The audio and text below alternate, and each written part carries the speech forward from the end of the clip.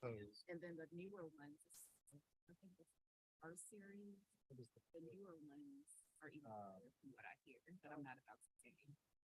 For new AirPods. Oh, I had those kinds of first. Oh, that's the one Not that, necessarily one that's those, like- but that I had.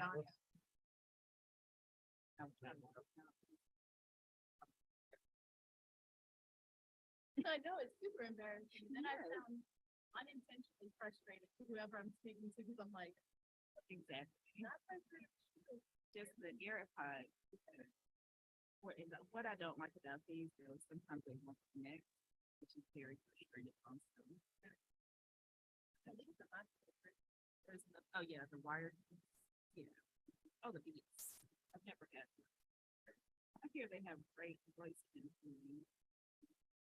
Well, no, No, I don't know about that. not that either. I don't think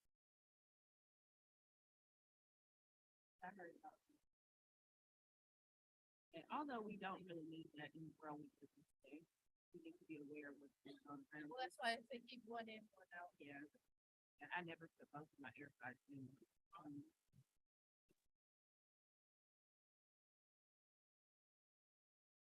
That would be-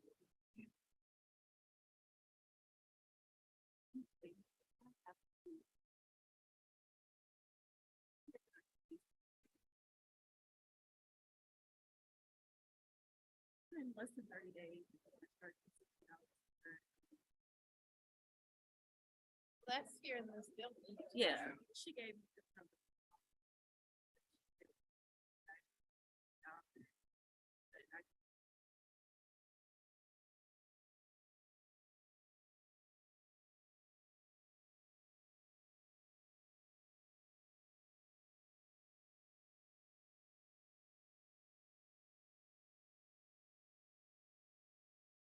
comments too. I've never, Is this yours? Know how long it can go. You don't think so? Everything's in the service. oh. True. Still, there are. It's gonna take a while.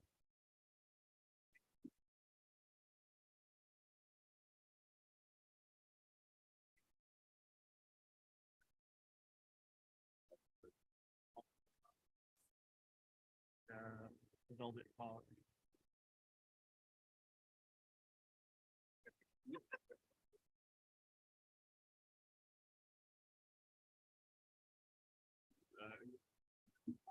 Because of all the work. That's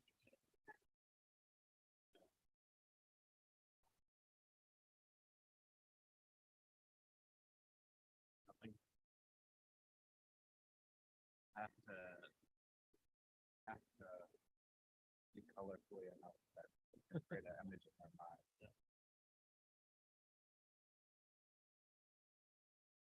That's a lot.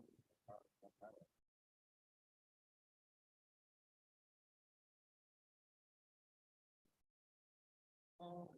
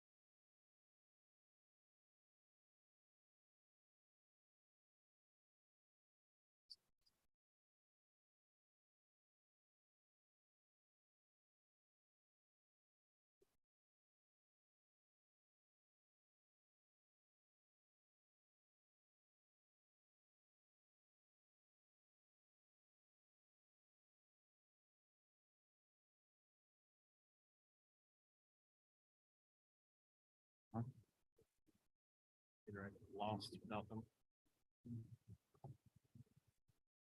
I do have to say it all this morning. My son's at the end.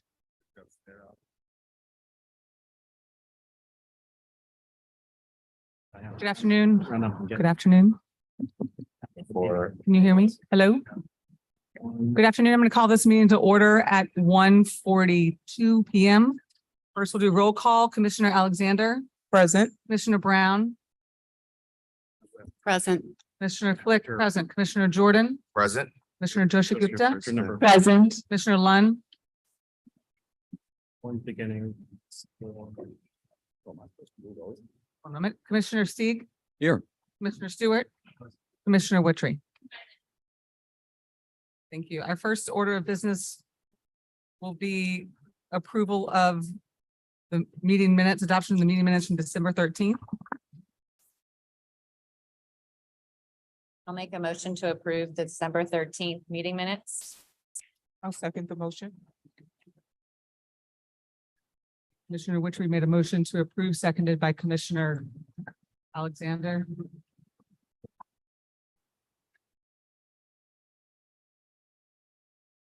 There's no discussion. I'll call the question.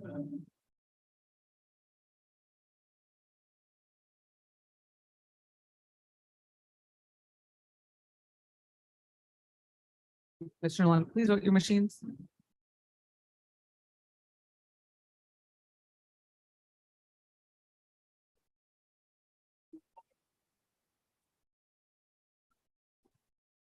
Motion passes. I'm gonna read the formal. Can anyone hear me? Do you hear me in the back? You can. I'll try to project. The City Planning Commission has established certain rules governing the procedures to be followed at public hearings. Before speaking, each person shall give their name, address, and state whom he or she is representing. Proponents for the proposal will speak first for a period of 10 minutes. Each speaker shall be allowed a maximum of 2 minutes. Opponents or other interested parties will speak second for a period of 15 minutes. Each speaker shall be allowed a maximum of 2 minutes. Proponents will be allowed a period of 6 minutes for rebuttal. Each speaker shall be allowed a maximum of 2 minutes. Opponents will not be allowed to rebut.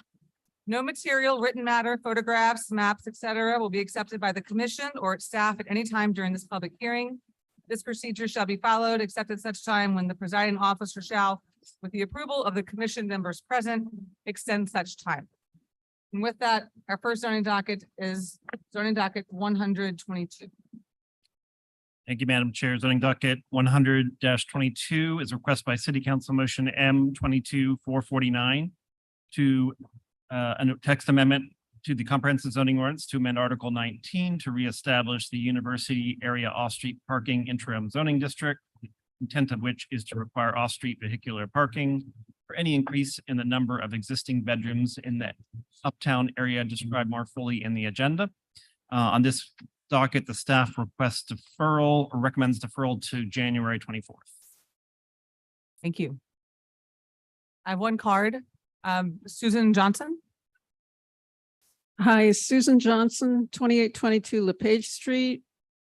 I have I'm not paid to be here, but I have a neighborhood watch on development LLC called Town of Carrollton Watch.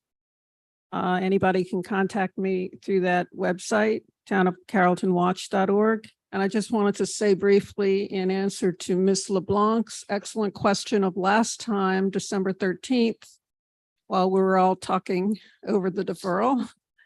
Why are we still doing this? What IZD overlay, IZD again? Why, this has been going on for over 3 years and we've been watching you on YouTube, most of you, talking about this, and we're grateful for your attention to the issue.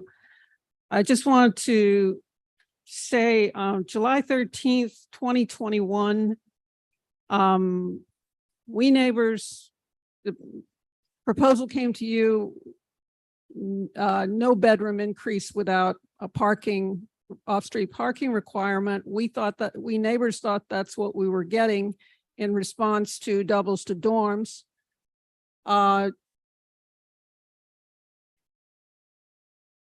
CPC staff recommended 3 bedrooms. And that, in fact, is what was adopted ahead of November 18th. That's what went to the city. That's what was supposed to go to city council. 3 bedrooms, minimum requirement. And after that, over 3 bedrooms in renovation or new construction would trigger an off-street parking requirement. That's not what went to City Hall ultimately on November 18th. And it's not clear why. The code word is City Hall meat grinder went into motion, and what came out in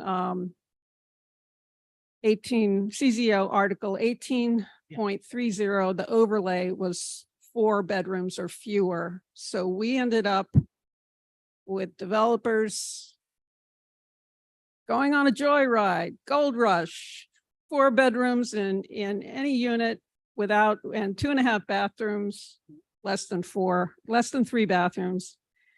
And that was, development skyrocketed. They had their banner year, 25 new purchases at least by our count. So that's why the IZD was amended, brought back to City Council on October 6th. I hope that's clear.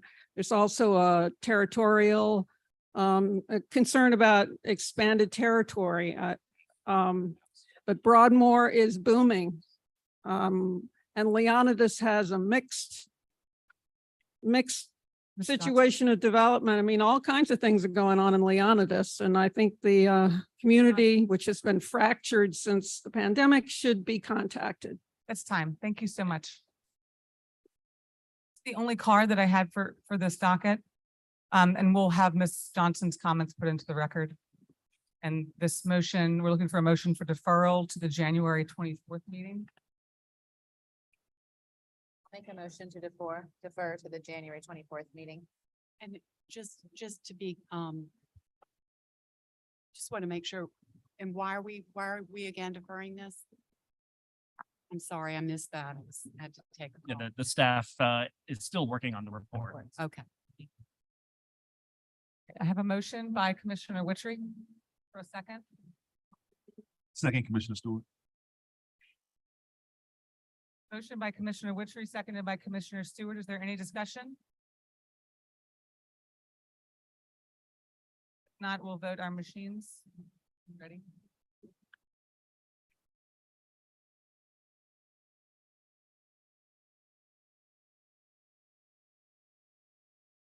Nine yeas, 0 nays. Next docket item is zoning docket 00123. Zoning docket 123 is an application affecting this property at 1819 Esplanade Avenue. The application is in 2 parts. The first part is to rezone the property from its current zoning, which is a residential zoning that encompasses much of this part of Esplanade Ridge, to HUMU, which is a mixed-use zoning that allows for residential and commercial uses. That is a zoning district that's typically applied along lengthy commercial corridors such as Magazine Street, Oak Street, Broad, and the like. And then the second part of the application is for a conditional use to permit a reception facility on the 2nd floor or main floor of the structure. The applicant uses it at their home, but would use it for reception venues on that 2nd floor as well. That is a conditional use within the HUMU district that is being requested. The primary consideration here on the staff's part is really how does this fit in with the master plan? The master plan gives this site a residential designation, essentially saying properties should be zoned residential except where they have histories of commercial uses. And so that carve out is really intended for things like corner stores and the like, where you've got a physically commercial structure that's always had a commercial use. It doesn't apply here because this is a residential structure, both in its history and its architecture. And thus, under the staff's reading of the master plan, it should have the residential zoning that it currently has and not a non-residential zoning. And so the staff used the zoning changes being not allowed under the master plan. The zoning change is a prerequisite for the companion conditional use for reception hall. So the staff must recommend denial of both components of the application. Thank you. Have, first part is Constance and Robert Shop. Yep, my name is Constance Shoppy. Our address is 1819 Esplanade Avenue. And I realize it is a historic district, and this house has lots and lots of history, including Fats Domino. Owned it for a while, had lots of apartments in it, and then it fell into ruins. And it got revamped back in the 1830s. The owner of it started Central Grocery, and one of them came up with the muffaletta sandwich, and also was a roommate to the Pope back in Rome in the 1930s, and Pope visited him, Pope Pius XII.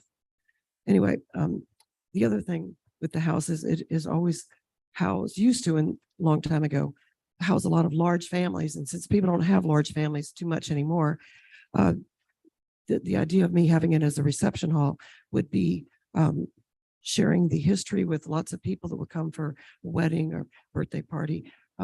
They're all interested in the house. It's a very beautiful house.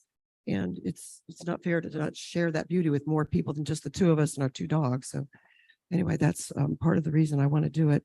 And just people walk up to the front door or to the front gate and want to just come in and look at it. So I figured I could share it with people and make some money at the same time. But anyway, it's I don't know what else to tell you, but it's beautiful property, and it needs to be appreciated by more people than just us. Okay. Thank you. That's the only part I have in support. One card in opposition, Tyler Utrip. Correct that. Hi, yeah, good afternoon. Tyler Antrup. I live at 1433 North Roman Street. I'm right around the corner from the property. First, I want to thank the commissioners for your work. I think local planning commissions are often really undervalued in the importance that you play to the community. And I want to thank the staff for their thoughtful analysis on this project. As a progressive urban planner, I certainly think that there should be a more mix of uses in the community, and I have no issue with this being a reception facility. I do, however, take issue with the zoning change to an HUMU on a spot zone basis. Just a few examples of uses that it would allow this property to use for in the future would be as a car wash, a parking lot, a bank, a car dealership. These are certainly not uses that I would like to live next door. And I think that perhaps there might be a better cure for the applicant is if they wanted to consider a text amendment, perhaps. There seems to be a decent amount of market demand within the neighborhood to have more reception facilities along Esplanade Avenue. Again, I have really no issue with that. What I do have issue with, though, is doing a spot zone to HUMU. I think it's extremely inappropriate and certainly against the city's legal policies about a spot zone. So I would oppose this application, but would certainly be open to any conversation with the applicant about another way to accommodate the use that they foresee. Thank you. Thank you. Constance, you have some time to rebut if you have something to say. I'm not quite sure what he means, but maybe it has something to do with the parking and maybe changing of the neighborhood by too many people parking or something, but I took care of that. I contacted the local school, Morris Jeff, and they're willing to rent the parking lot if it's a large crowd for approximately $500 for like 3 hours. And the other thing is when people come, I'll encourage them to use Uber, Lyft, carpool, that sort of thing. So I don't know what other problems it would cause other than parking. And because I don't plan to have a car wash out front or anything. And it's probably a better use than a lot of things it could have been, but up the street, there's another event place that doesn't really exist anymore. The Palms. I had a car ran into it about 8 years ago, and it's just sitting there falling over and not getting fixed up. And I think when I do things like this, it encourages the neighborhood to revamp houses that have been left to ruin. And that's the only thing I can think of that would better the neighborhood, if you ask me. So. Thank you. Okay. Are there any questions for the applicant? No, thank you. Public hearing session is closed. Looking for a motion.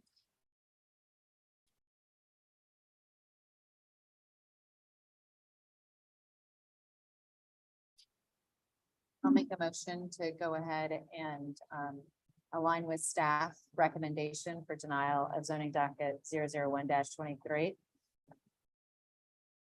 Commissioner Witry made a motion. to Go with staff report. Looking for a second. Commissioner Alexander, I'll second the motion. Commissioner Alexander seconded. Is there any discussion? I just would like to say, I think that it's a lovely building and it does seem that it lends itself to that use of and by itself.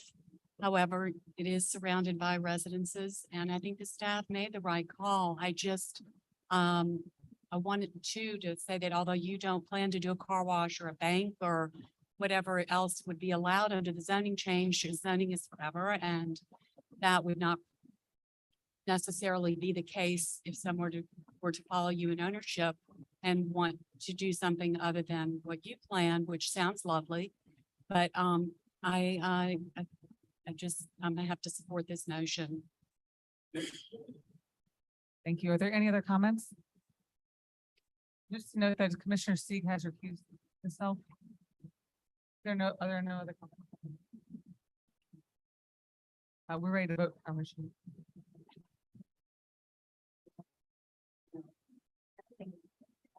I don't think.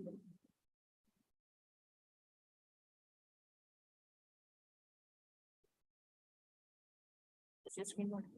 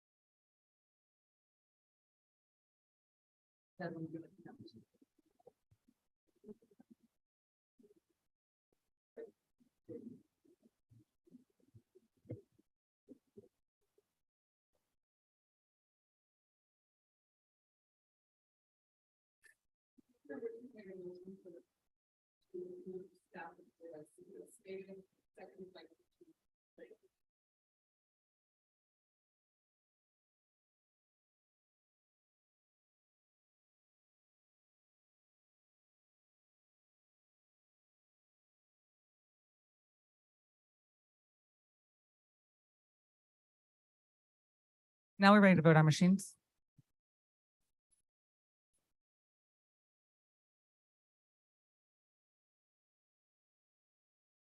We have 8 yeas and 1 recusal. Motion for denial passes. Next is zoning docket 00223. Thank you, Madam Chair. Zoning docket 223 is a request by City Council Motion M 22-485 to amend the text of the comprehensive zoning ordinance to update any and all relevant articles governing the zoning and use standards for short-term rentals, both commercial and residential, in a manner that is both compliant with the holding of the U.S. Court of Appeals for the Fifth Circuit in Hignell Stark versus City of New Orleans, and continues to safeguard the city's health, safety, and welfare. In the course of considering this text amendment, the CPC is directed to consider the council's desire to continue its efforts to prevent nuisances, promote affordable housing, protect neighborhood residential character, while removing any distinctions regarding the ability to operate an STR based on the property's homestead exemption status. The City Planning Commission staff recommends deferral to January 24th on this item. Staff is working on the staff report and has also been holding a number of stakeholder meetings, including a virtual meeting on January 5th that had over 200 attendees with over 300 questions asked, or questions and comments. So staff recommends deferral to January 24th. Thank you. I have 3 information cards. You can come up and give your 2 minutes, and this will be put on record for the future meeting. The first is Suzette Toledano. It'll be followed by Gina Bach. Hi, thanks for letting us speak. I didn't realize it was going to be deferred. My name is Suzette Toledano. I reside in the VCE 1, which is the 2nd and 3rd 100 blocks of Decatur, and the same on North Peters.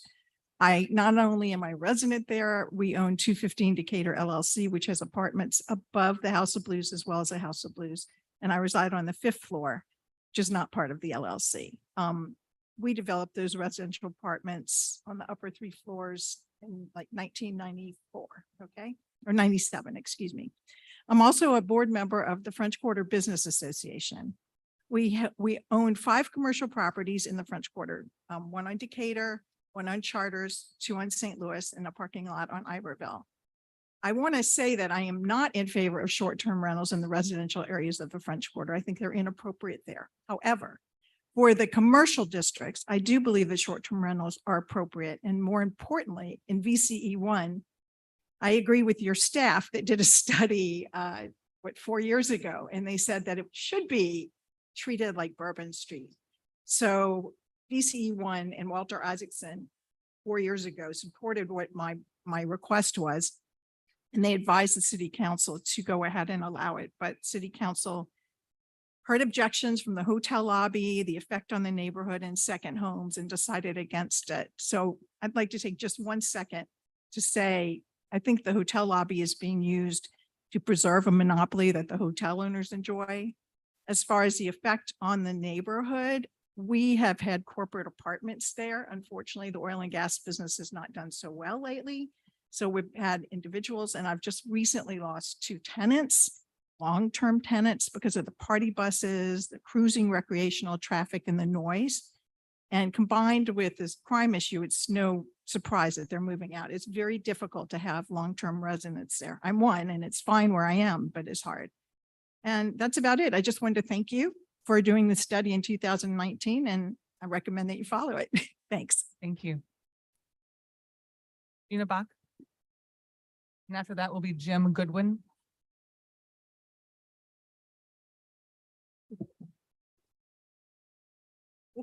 Good afternoon. My name is Gina Bach. I live at 1554 North Johnson Street. And first of all, I'd like to thank you for hearing us today. And I have read the studies done in 2015, 2018, 2019 regarding short-term rentals. And I would like to thank the CPC for fairly and honestly looking at both sides, maybe the only governing body so far that's been doing that. So thank you. I have a couple questions. First of all, I don't fully understand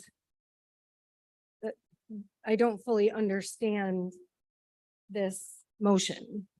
And is it different from the other ones we've spoken of on the Zoom meeting the other night, or is it one of those?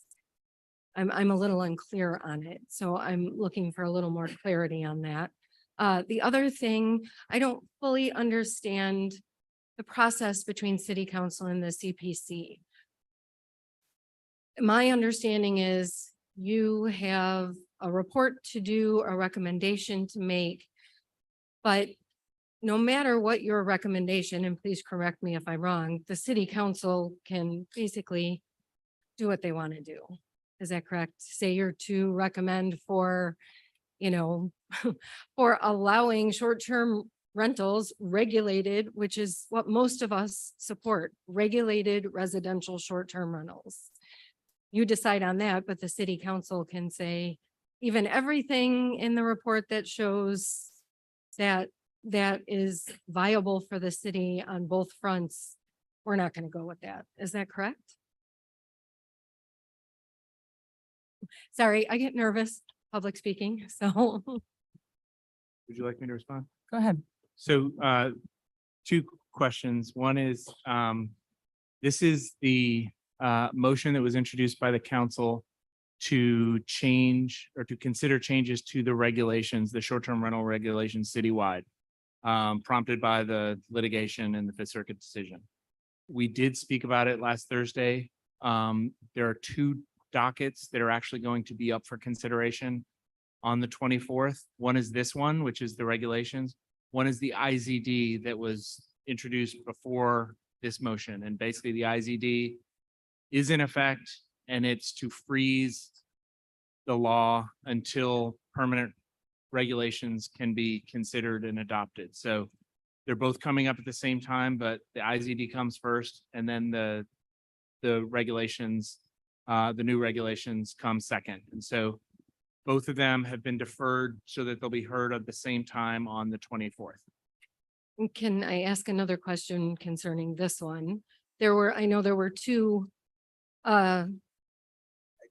motions that had been proposed before and then tabled, one for rescinding the current residential licenses and the other for removing small, large and partial from the current verbiage, and those were both tabled. Now, if this passes, does this give you or the council, whoever has that power, the power to do that between now and when the new licensing is written? So I'll answer really quickly, and then what I can do is if you have more questions, you and I can step to the side so they can continue the meeting. So on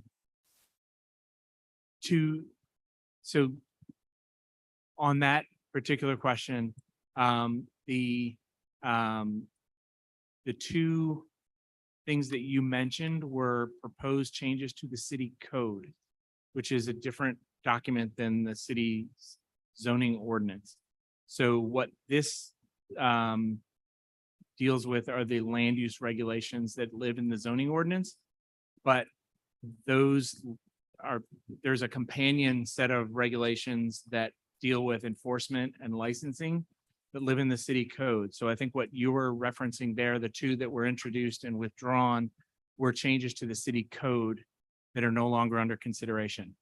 What is going to happen though, is that the court has directed the city to have a new set of regulations in place for March 31st.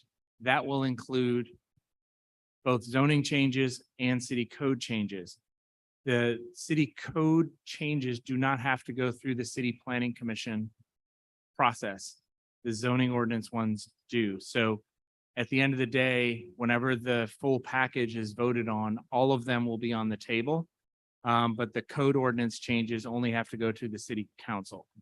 I hope that, and then you had an earlier question about what our relationship is vis-a-vis the city council. We are a recommending body. So we, the role that we have is to provide an objective, professional recommendation to the political decision makers about decisions that are before them. But zoning issues are legislative issues. And so those are the sole authority of the city council to make, but they have to have recommendations by us before they can make those decisions. So yes, they can choose to disregard us. They do frequently. They do go along with our recommendations frequently as well. So yes. Thank you for your time. Thank you. Jim Goodwin.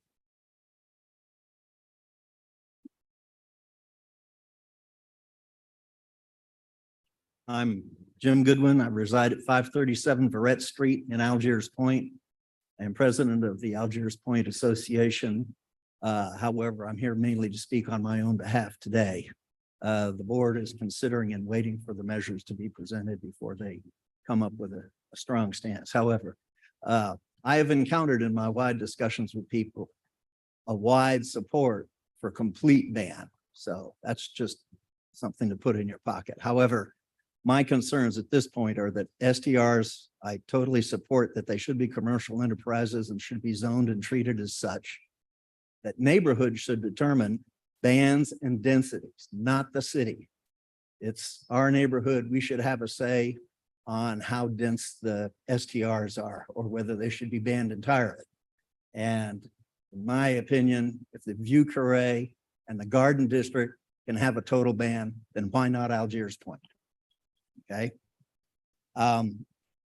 Need much tighter STR regulations, and those would increase the availability of rentals, which is a real problem in this city right now, housing availability. So that should increase the availability of housing, hopefully affordable. But and universal agreement with everybody I've talked to, there needs to be much stricter enforcement.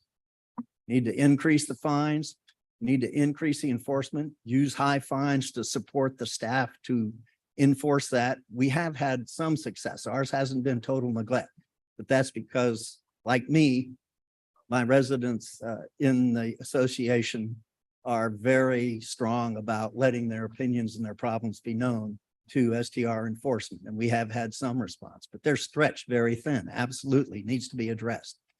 And then again, I support the requirement for resident managers. Has to be addressed is the use of STRs as party houses. I've had a house across the street from me who had 6 gunshots fired. Oh, time. I only had 2 more to go anyway. Thank you. Thank you so much. Those are all the cards that I have. Docket is for deferral to January 24th. So looking for a motion. I'll make a motion to defer to the January 24th meeting. I second. Am I on? Yes. Just have a request that we explain what the purpose of the deferral is once more. We may have ones that get a sense that it's still a question for some people, why we need these 2 weeks. Yes, the staff is still working on the staff report for this one. This is pretty complicated one. And also that ideally that'll come up at the same meeting as the IZD. Fine. Okay, so at the next, so people who are here for this issue today, know that if they come in 2 weeks, they will hear the recommendations. And that's when we would have public comment on those recommendations and anything relative to the topic they wanted to say. And we would vote on that at that time. Right, and they'll be able to speak on both the IZD and the text amendment at the same time. Okay, thanks. Just before if we're still discussing, I wanted to add something. I don't know if it should be part of my motion, but I mentioned it at the last meeting that we have someone from safety and permits come when we actually consider this item. Because so much of this has to do with enforcement and also with re-permitting. So that we can have our questions answered and everyone else's questions answered that day. Yeah, I think that's on their agenda. Okay, so I have a motion by Commissioner Brown, seconded by Commissioner Lunn. There's no further discussion. Call the question.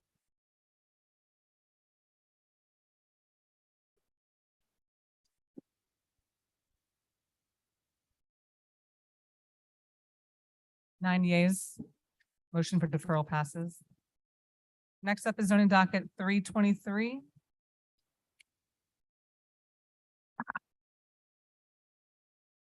This is a conditional use application affecting 604 Julia Street, which is on Julia between St. Charles and Camp.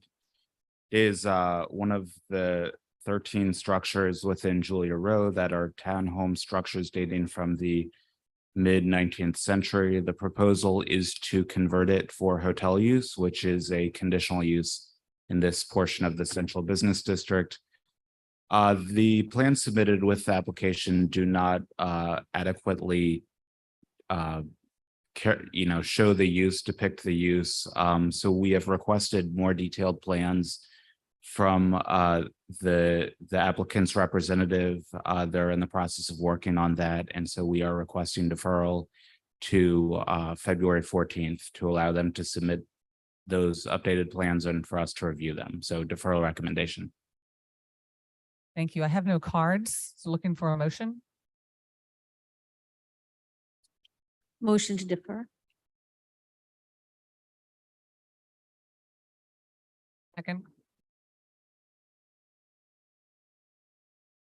Commissioner Joshua Gupta did a motion for deferral, seconded by Commissioner Jordan. There's no discussion. We'll call the question.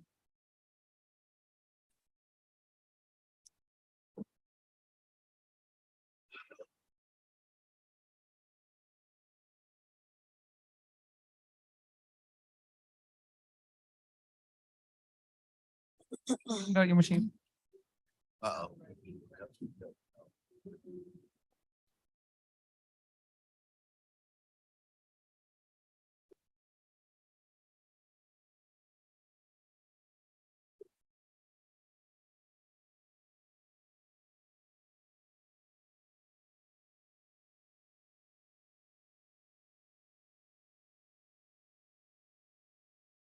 We can just state for the record that Commissioner Joshua Gupta had made the motion for approval and we can just continue voting? Vote your machines. Oh, we fixed it. There we go.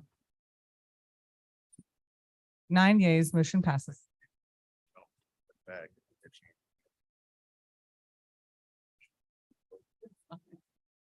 Next up is zoning docket 423. Zoning docket 00423 is a conditional use to permit the retail sales of packaged alcoholic beverages in an SB2 suburban pedestrian oriented corridor business district and the rescission of ordinance number 26413 MCS. Zoning docket 09219, which was a conditional use to permit a commercial childcare center at this location. This conflicts with the conditional use currently being requested. The site is located at 2221 Fillmore Avenue and 5300 Marigny Street, and now contains a recently constructed grocery store. The staff's analysis of this and other applications for retail sale of packaged alcoholic beverages focuses on how alcoholic beverages sales and as a land use matter intersect with the zoning objectives in the comprehensive zoning ordinance and the land use goals of the city's master plan. The proposed sale of alcoholic beverages is sensible as it aligns with the commercial purpose of the zoning designation. The sale of packaged alcoholic beverages is not otherwise inherently different from the sale of any other food or drink products that can be appropriate if responsibly managed. Retail alcoholic beverage sales are not specifically addressed in the site's master plan future use designation. However, it is not inconsistent with the designation. The staff recommends approval of zoning docket 00422. Thank you. I have no cards. Is there an applicant here to speak on this docket? No? Okay, I'll be looking for a motion in the commission. And that's subject to one proviso. Thank you. I'll make a motion to approve zoning docket 00423 with one proviso.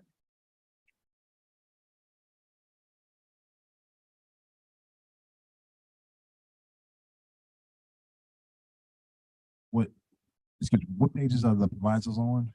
This one?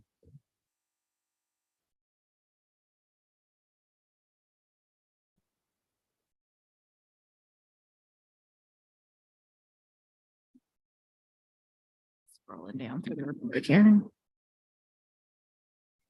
Proviso is on the page 8 of the report.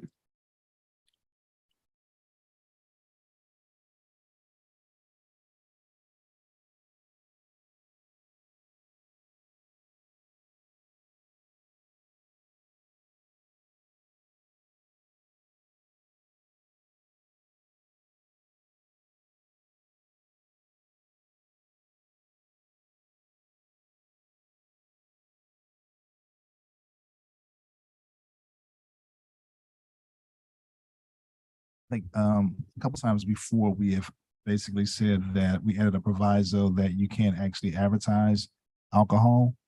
So is that already included in this application? So like no signage outside of? That's not a standard requirement, but you could add it as part of the approval.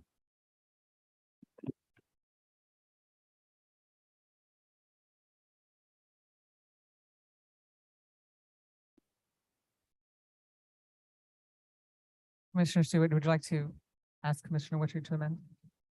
So I mean, I guess almost like as a standard, not as a standard, but as common practice for this commission to include such, and the applicant is not here. I wouldn't necessarily want to add it and they're not represented, but at the same time, I don't want to support it without it. So I'll just state that for the record. I couldn't hear you down here. Could you actually say what you're concerned with? So I guess my concern is since the applicant is not here, I would actually want to include a proviso that prevents the advertising of alcohol, like signage, as we normally proceed as a body with. But since they're not here, I don't want to include it since the applicant is not here to speak on it. So for that reason, I won't be supporting the current motion for approval. Quick question, is there a reason that proviso? I thought that was standard as well. So back under the old CZO, before a lot of these things were a lot of things we did by proviso became codified, it was pretty common to have that restriction. When the new CZO was adopted several years ago, those things that had been common practice didn't become codified in the CZO. So it's not something that happens by default any longer. But, the commission, of course, can add those sort of restrictions on a case-by-case basis as may be appropriate. Thank you. I have a question. So you're requesting that there's a provision saying that they cannot advertise the sale of alcohol? Yes, And that's common practice when we approve alcohol at a grocery store? as such, as we do for like just corner stores and everything. But I wouldn't want to include it because they're not here to speak on it. So I don't want to include it without the applicant necessarily being here.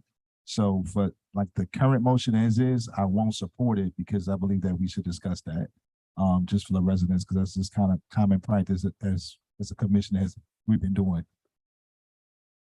Correct. And I guess I just want to be consistent with the new CZO, and to make sure in the past, maybe if it was, but now we're moving in a different direction. So I'd like to just maintain with my motion. Yeah, that's totally fine. I was just speaking on record why I won't be supporting. Okay. Is there any further discussion? That's one thing, but this is, I'm understanding it correctly, this is not a corner grocery store, right? This is a 28,000 square foot grocery store. This is across the street from where the old Conseco's was on Gentilly Boulevard. Right. They built the new construction, and this is also on a corner. Right, it's a large. It is a large grocery store, from my perspective. Yeah. Thank you. And this is a food desert, so it needs to be able to have a larger grocery store. Thank you. Is there any further discussion? Not. We'll vote on machines.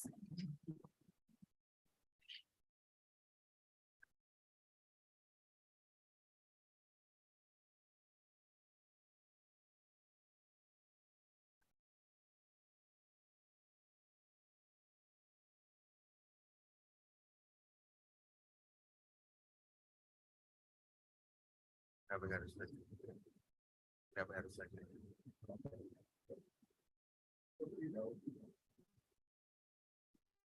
We're gonna have to revote as, we had Commissioner Stewart as the seconder. Is that okay? Oh, okay. Bring it back. Oh. Let's see. Okay, we're all good. Let's vote our machines. We'll go again. We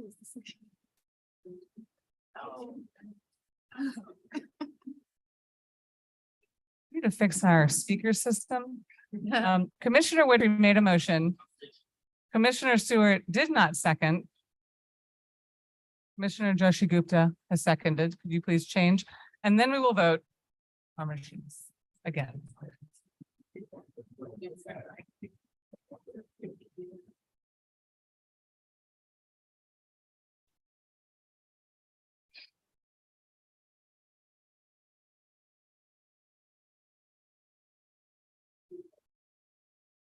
Joshi Gupta.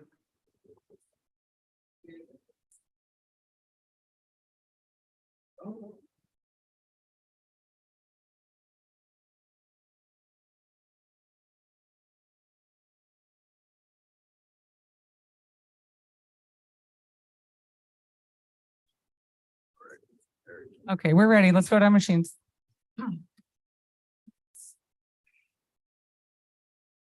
It's going to be eight yays and 1 nay.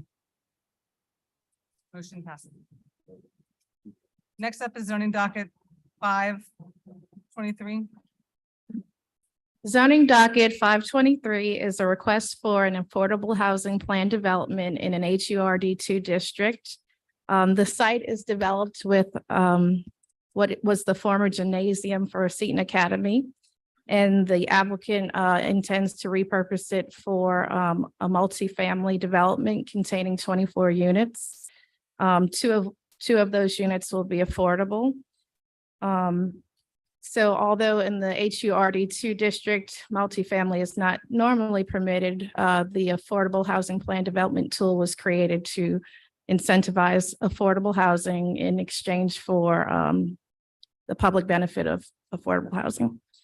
And that allows for certain use exceptions and other exceptions, such as for this specific project, 12 parking spaces are required and they're only providing 11.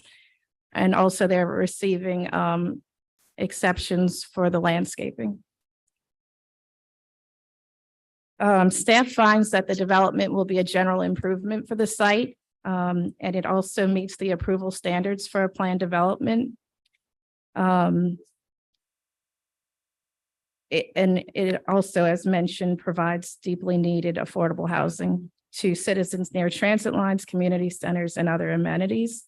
The proposal also supports the goals of the master plan. This is a reapplication of a request that was previously considered by the City Planning Commission at their October 26, 2021 meeting under zoning docket 8521. The request was forwarded to City Council with no recommendation because the commission was split on their decision. Those commissioners that did support it supported it because of the affordable housing component. Those that did not support it felt that it was not providing enough affordable housing. So Article 5, Section 5.1, it requires 10% of units up to 60% AMI, and this proposal is providing that. Let's see. So therefore, the staff, we have not changed our recommendation. It's for approval of zoning docket 523, subject to 4 exceptions and 11 provisos. Also, I want to note that we received public comment past the deadline. So would you all like to pass a motion to receive it? Move to suspend the rules to accept public comment received after the deadline. Witchery will second.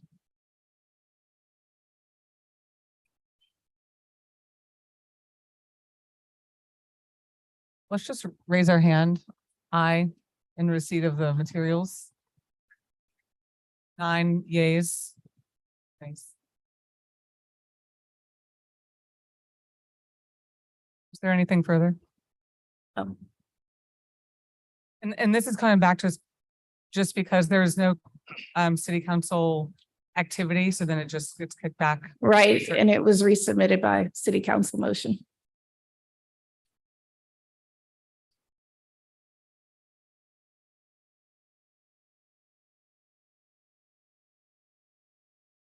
There was no action by City Council. Did you just There was no action by City Council. didn't respond? They deferred it past deadline, so which is effectively a denial. Okay, thank you. The number of cards. First in support, Bishop Watson, followed by Bonnie Barris, and then Edwin Shorty. 2 minutes. Please state your name and address. Okay, yeah. Bishop Tom Watson, 4400 St. Charles Avenue. I'm here to not just represent this project, but to represent many constituents, not just of my own congregation, but other colleagues of mine. And we, on a regular basis, talk about the challenges of living in New Orleans. And all of us know that we have a serious crime and violence problem, but we also have, you may or may not know, a continued housing crisis. After Hurricane Katrina, again, you may or may not know, there are many, many residents who could never return to this city. As a matter of fact, at the time, I was in charge of a citywide repopulation effort through the city administration at that time. And what I do know, from firsthand experience that we have many citizens who are living outside of New Orleans, be it Houston, Memphis, Atlanta, and many other places. They really still want to return home after almost over 17 years post Hurricane Katrina. Their biggest crisis is one of housing. Their biggest crisis is one of affordable housing. I'm asking you to support this project as one that would help citizens not only on the ground in New Orleans who need a decent and respectable place to live, but there are citizens outside of this city who still want to come home and they need a place to stay. In my closing, I performed a funeral on Saturday, and a young lady was a sibling of the deceased, and she's been living in Houston, Texas since Hurricane Katrina. So I just casually asked her how she was doing, and she said, Bishop Watson, I'd love to come back home, but I don't have an affordable place to live. She's a nurse, by the way, at a children's hospital in Houston. And she said, if I could find a decent place to live, I would pack my bags real soon and head back home. That's just one of many, many examples of citizens who left this dear city, and in spite of our challenges, they want to return home. So see it as a part of the right to return home and have a decent place and an affordable place to live. Thank you very much. Have a great afternoon. Thank you. Next is Bonnie Barris.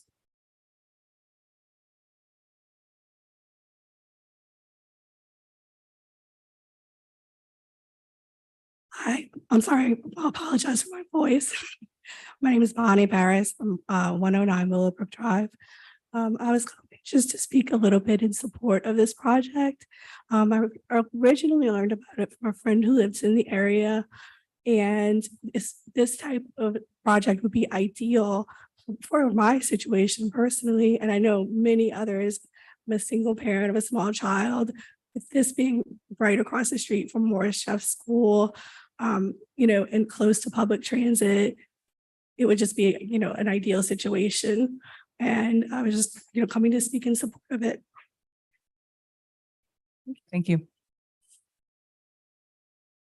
Next is Edwin Shorty. Is it Shorty? It is Shorty. Thank you. Good afternoon.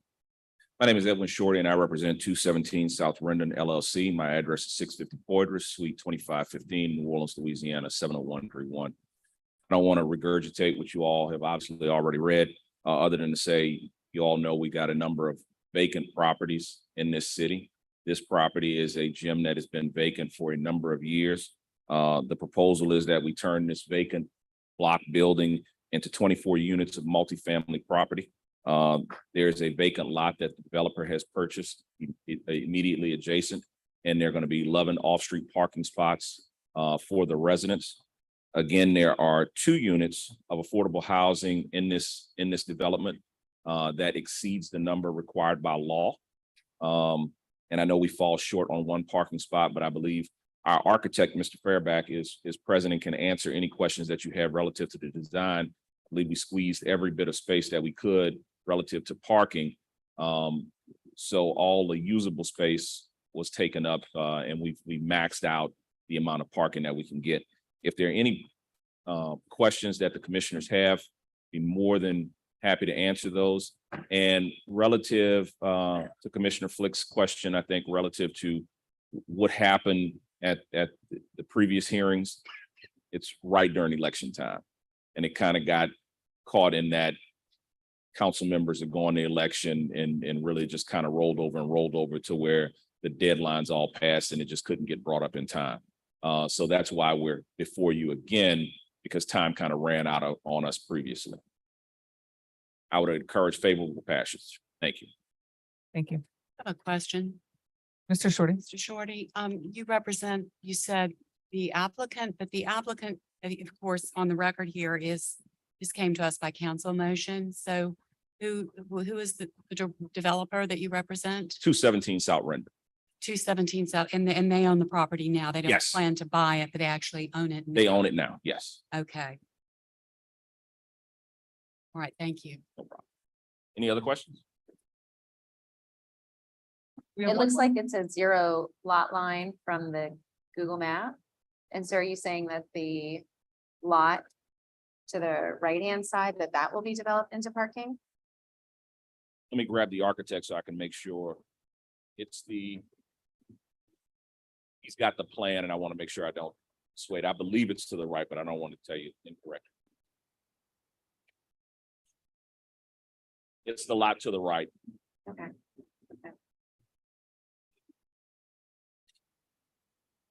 Yes, that's it.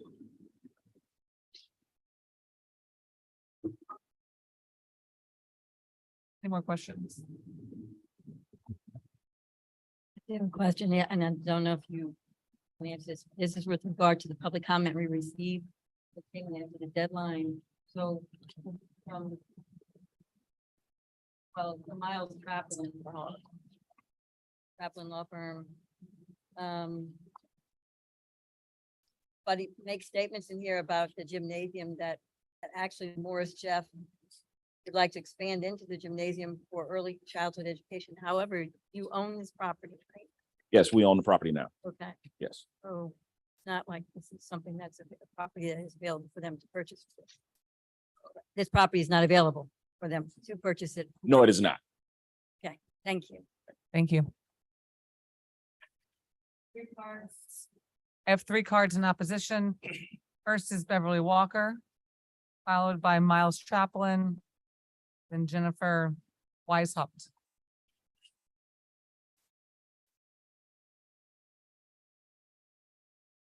Good afternoon. I'm Miles Traplin. That's on my letterhead, but I'm writing as a neighbor. We live immediately behind 217 South Rendon on 218 South Norman C. Francis. The history of the Morris Jeff School, the Mid-City Neighborhood Organization lobbied for Morris Jeff to come to our neighborhood. Mid-City was slow to recover from Hurricane Katrina, but one of the things that we knew is that if we had good elementary education, that would be an anchor. So Morris Jeff decided to move where the existing school was, but under the current zoning at that time, they were short on parking spots.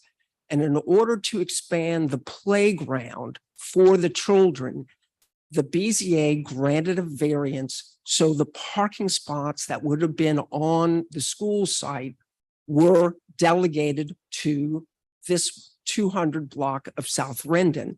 And I cite to the BZA docket number 9312, where city planning staff went out and said, where do all these cars go? And they basically dedicated this block for the school so the kids could have a larger playground. Our opposition to this project is multiple. First of all, Morris Jeff is expanding and needs to expand more. It occupies the entire block. There's no other place for it to go except here. This is or was an existing school building.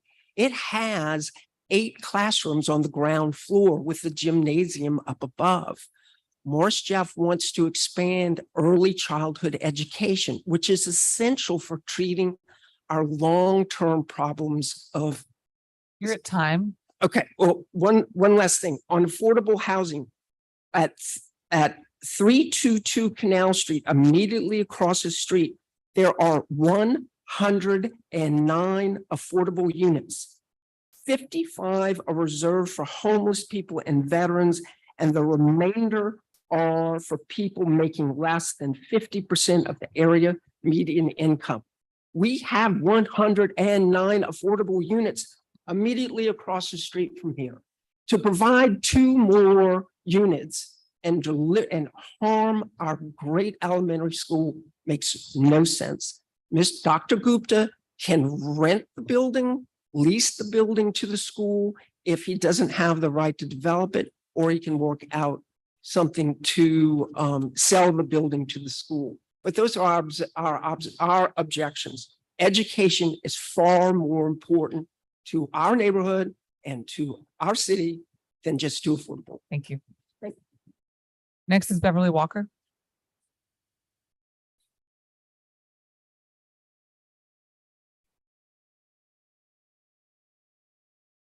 Thank you for having us today.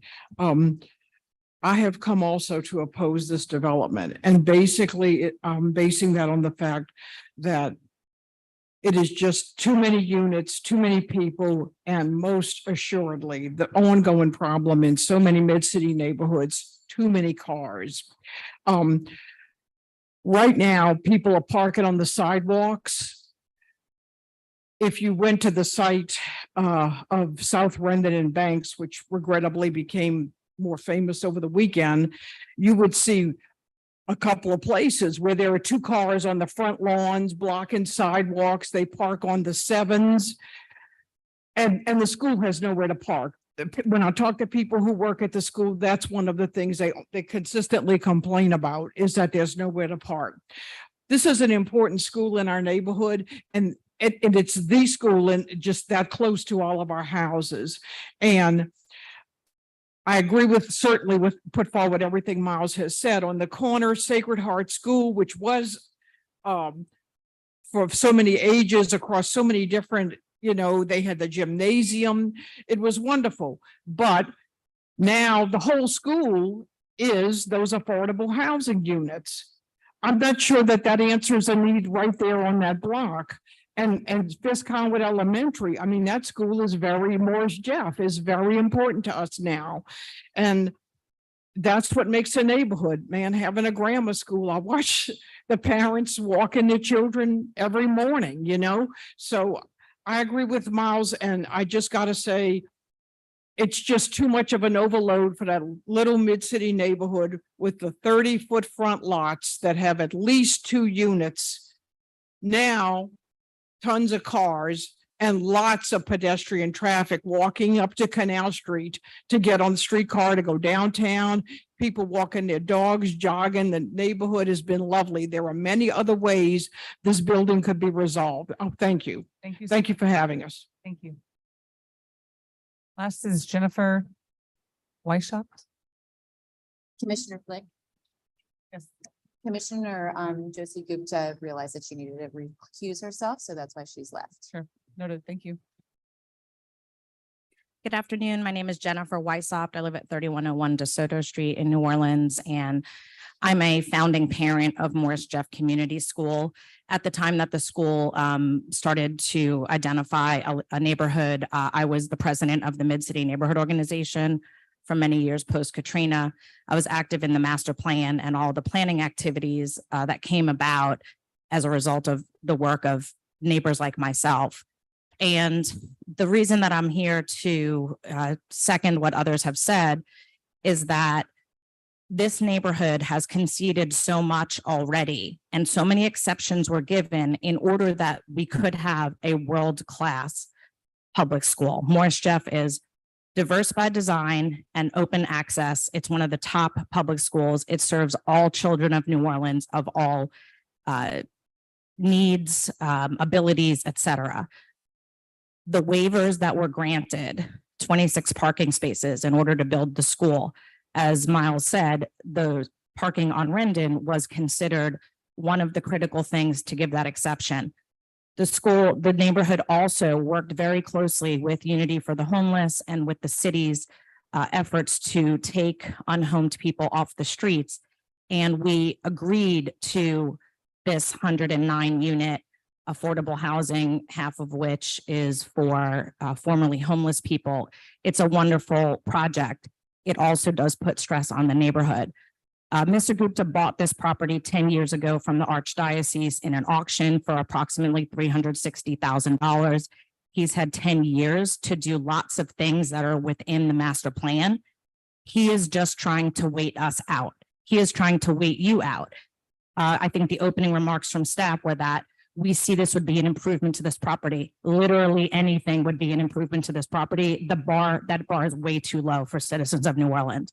We have thousands, maybe tens of thousands of blighted properties, unkept properties, vacant properties, only because landlords who are irresponsible do not They're not held to account by the city. So yes, two affordable units. Who's going to enforce that? Nobody. Why can't people find affordable housing? Because Airbnb is not enforced. We can all sit here all day and talk about what's wrong. Enforcement is the problem. And he needs to find a development that's in line with what's allowed by the master plan. The city, the residents shouldn't have to cave. Thank you. Thank you. I have a question for the speaker. There's a question. Yes. Could you tell me, so you were really involved with Morris Jeff and really, Yeah, all three of my children went there. Two are still there. have you spoken with, Yes, yes, I was actively working with the administration. They were not able to come to the meeting today. Unfortunately, we were trying to work with Mr. Gupta. We are very interested in the building, but he has said he would build it out, but only for market rent. So at the cost of build out and market rent, that's not feasible for a public school. You know, we don't have an endowment. We're not a private entity, unfortunately. thank you. Thank you.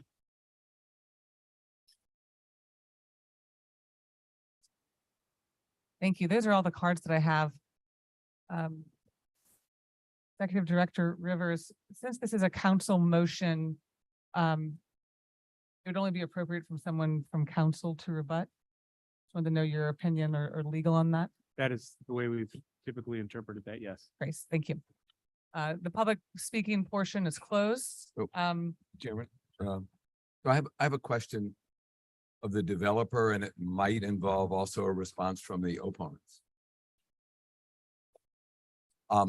My question is this. Is the thrust of what you're presenting to us an affordable housing development or a market rate housing development?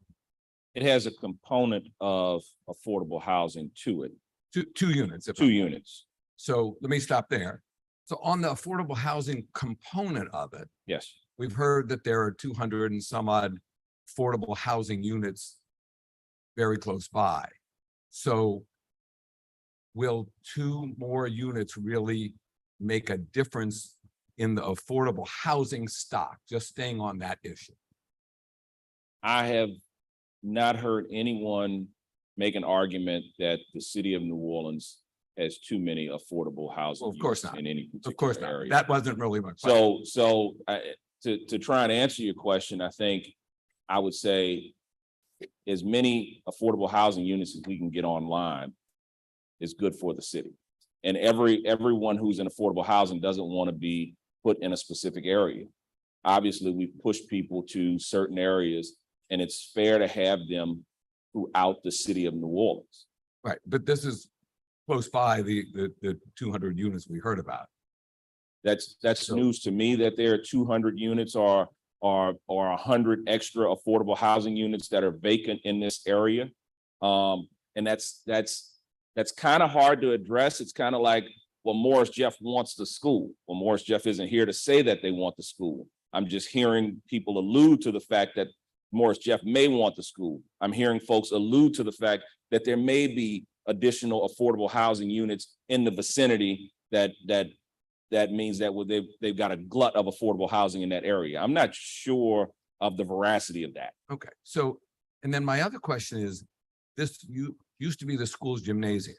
Yes. So how did it get out of the school's hands in the first place? That's a good question. And I'm not sure I can answer that, but the developers had it for some time. So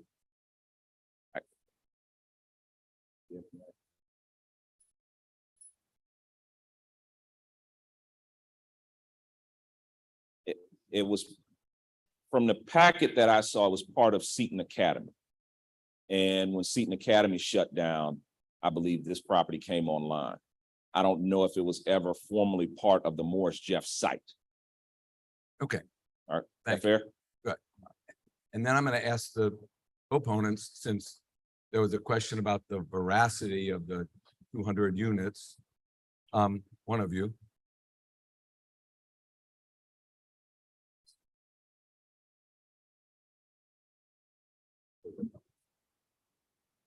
So the building that fronts Canal Street, I think the address is 2470, I'm sorry, at 3222 Canal Street, which is directly if Canal Street's here, it's basically directly in front of Morris Jeff. Morris Jeff's in the next block. So the second block in, and this is across the street. So it's within one block. Was redeveloped. It was apartments for the nuns who retired from the convent associated with Sacred Heart before Katrina. It was redeveloped by Unity for the Homeless and some other entities. If you go to unitygno.org, which is the nonprofit, you can see the housing on there that they offer, and it says apartment-based programs for homeless individuals, families with mental illness, substance addiction, or developmental disabilities can apply.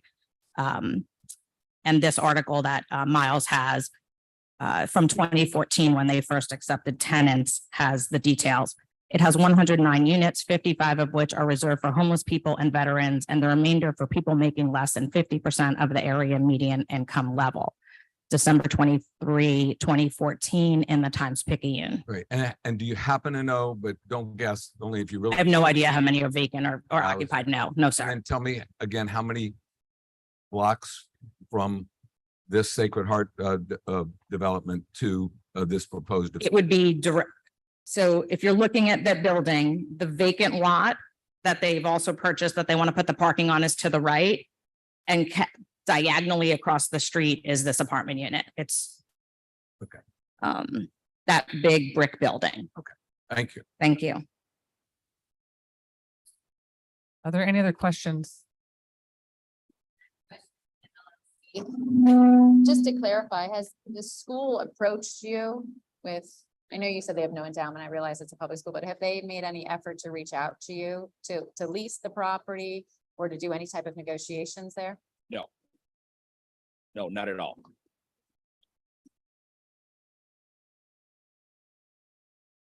That's it? Thank you. Any other questions? No.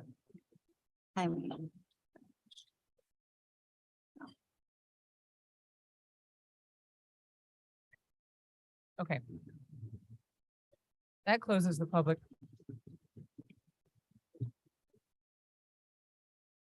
Commissioner Brown.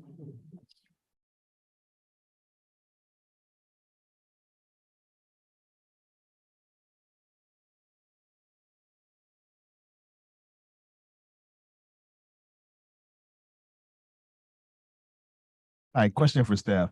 I recall when we had this on our docket previously, we had a no decision. Now this is coming to us as a plan development. Can staff speak to it if it is not approved as a plan development by right? What can the developer build at this site? Will it still be how many units?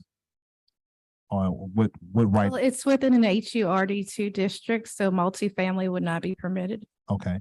So the only way that they can actually build is by using the plan development so they can get the 2 affordable units in order to build the 24 units. Yeah, I mean, that's right. The only process that puts this into use as a multifamily development is the affordable housing plan development, which has that affordability requirement attached to it. So that leads me a little bit to my question, going to what is allowed in the current zoning, which is institutional use, which was what it was used prior to it closing and being sold to a private developer. And I believe perhaps there was a lady who had an answer to the question and if that's not correct, then please do not. But if you have some intelligence because we see schools come here all the time, successful schools wanting to expand, and they're limited because they need to come here first. And I would hate for us not to gather as much as we can on that before redoing an entire, something that's already ready to go for something that the community has embraced so wholly. So I would like more information.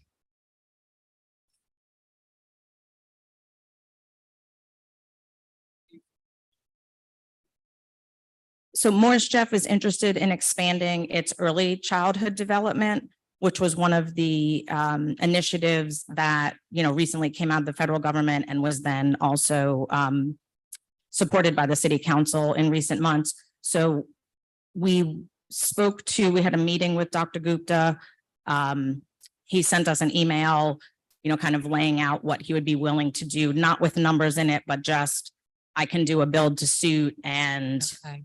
lease it back to you at market rent. That just didn't seem like a feasible starting point. Okay. We've talked about, if he would have some type of aspect, covering all of his costs that he's incurred in this time, that might be a feasible sales price. If it's his cost or some kind of, donation, the school is a nonprofit. We've tried to talk about that. We just didn't make any progress. Right. I don't need the Yeah. specifics. I just wanted to know if the introduction had been made. Thank you. Yes, absolutely. I have a question. If you could please stay up the microphone for a second. You said we spoke with, I was in the meeting, myself, Patricia Perkins, the head of school for Morris Jeff, and Jared Frank, who is the director of operations. And in case you don't know, Morris Jeff started as an elementary school at that location with pre-K through 8th. We have now expanded and grown so much at the request of the public school system, New Orleans Public Schools. We had to separate out our middle school is now on St. Claude Avenue in Drew Elementary, and our high schools in the Joseph Clark building. So this building is now just pre-K through 5th, and there's a huge demand for us. We're one of the only pre-K, public pre-Ks in the city. So there's a huge demand to expand that and to expand to, pre-K 3, et cetera, which is what the likely use of this building would be if we were in a position to negotiate with Dr. Gupta. what is surprising to me, maybe to other commissioners, is that there's no one officially here representing the school. The meeting has been canceled and moved so many times. It's just difficult. I told Ms. Perkins that I was going to come to speak, but I don't work for the school. I'm just a former board member and an active, Okay. Sorry. I Thank also you. have a question for Dr. Narinda. Narinda is, that's right, for the applicants.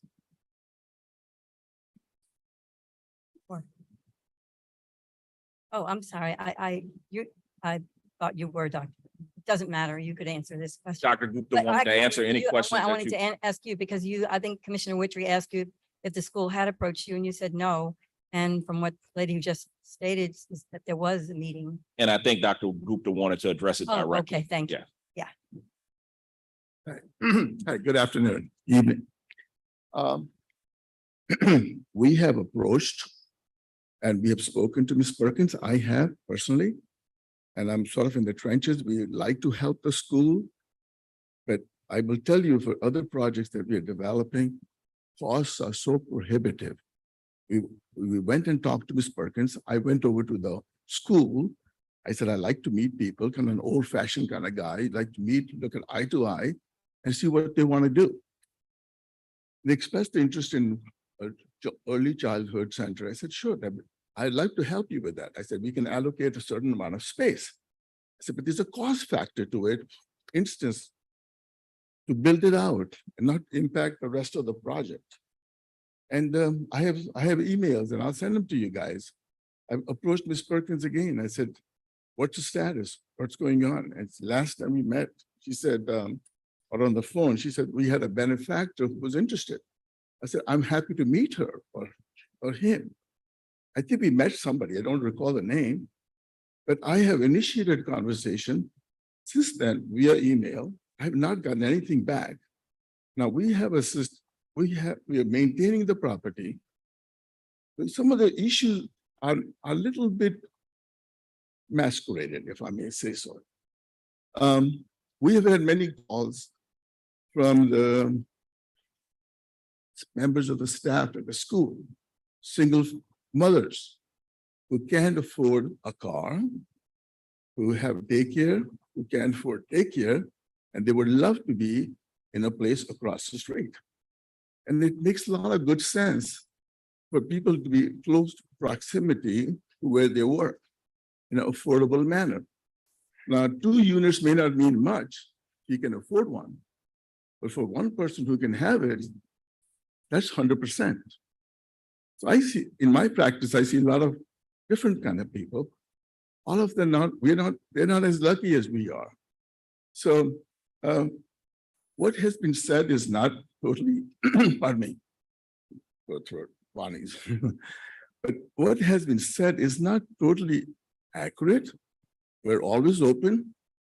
I'm here at every meeting. I've been there 10 years ago. And the reason we haven't done it 10 years ago, because they have set up some artificial obstacles. The reason is not in my backyard, you know what I mean? You can have affordable housing over there, but not in my backyard. And that's what really comes down to. And we'll show you some of our projects, the quality of it. It will add value. It adds tax base to the thing. And we went over that. So anyway, that's all I want to say. I'm open. I have my email. I'll be happy to answer any questions. Dr. Good. Yes, sir. I have a question for you. So I guess currently right now, right? The plan development is usually used for like a larger development, but based on your building right now, with that it's zoned, you would have to do a plan development to develop this site, right? And I Correct. think Yes, you sir. remember the last time this came before us, right? Yes, sir. And right now you're looking at 24 units and 2 affordable, right? Makes sense, to make economic sense. Right. I honestly tell you, sir, the price, I'm sorry. Right. And I totally understand. This is your project, you're the developer, right? Yes, sir. But are you willing to go up on the affordable units in the project? Can you do more than 2? Or you are only 2 are feasible? I gave you my sincerest word that I would look at it. I would look at the economics of it, because the things are going up on an annual basis. The taxes are there. If I can do it, I give you my word, my honor, and that we will increase the number of affordable units. Okay. So you think that you could take time to look at it and come back? And so would you request for the I'll let you talk to your council and then come back to us and say if you could do more, or you just like to move forward with your application as is? I'd like to move forward with my application, and I'd like to come back to you as a gentleman's. Right. So once we vote on the application, you can't come back to us. That's why I'm asking if you want to meet with your council, you could ask for a deferral and then come back to us, or we can vote today to either reject or move this application forward. So it won't be a gentleman agreement where you can come back. So I'm just want to make sure that you're clear on that.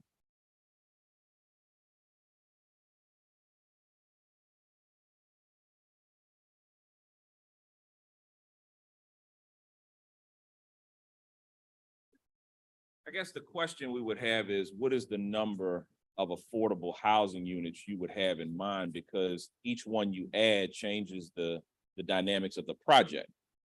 So if he said he can add another unit, he's got to go back to the drawing board on numbers. But if it takes another unit to get it done, we want to get it done. And Without deferring it. Right. That's what I would like him to tell us. I suppose we don't want to direct him, but he's a developer, right? That's his expertise. But I would want to know if he could, increase the number of affordable units. But I don't want to put him on the spot to give us a number that might not necessarily work with his, the feasibility of the project. If the committee is inclined to approve it, we can add another affordable housing unit. That would be 3 units.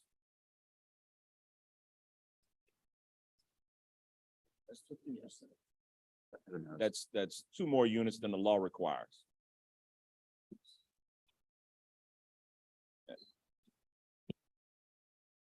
That Are there any more exceeds the questions? number required by statute. Are there any more questions? The applicant? Thank you. Thank you. Yeah, I believe me, the idea of affordable housing is certainly something that's near and dear to ours. The staff's recommendation for approval is based upon the fact that this project meets the minimum requirements that are laid down in the CZO. I do think that I would like, if the board were to be inclined to make a requirement that is in excess of what is written in the CZO, that we may table this until we can consult with the law department on whether that's something that we can legally do. But I certainly, appreciate the sentiment. I just want to make sure, there was a comment that this is a tool that's usually available or intended for larger projects. The zoning ordinance or this process is available for anyone with 10 or more units. And because that's when the math works out to get to 10%, it equates to 1 unit. So there's it's certainly within the intent of the regulations. I just want to make sure that we're on solid ground as far as making recommendations in excess of that. I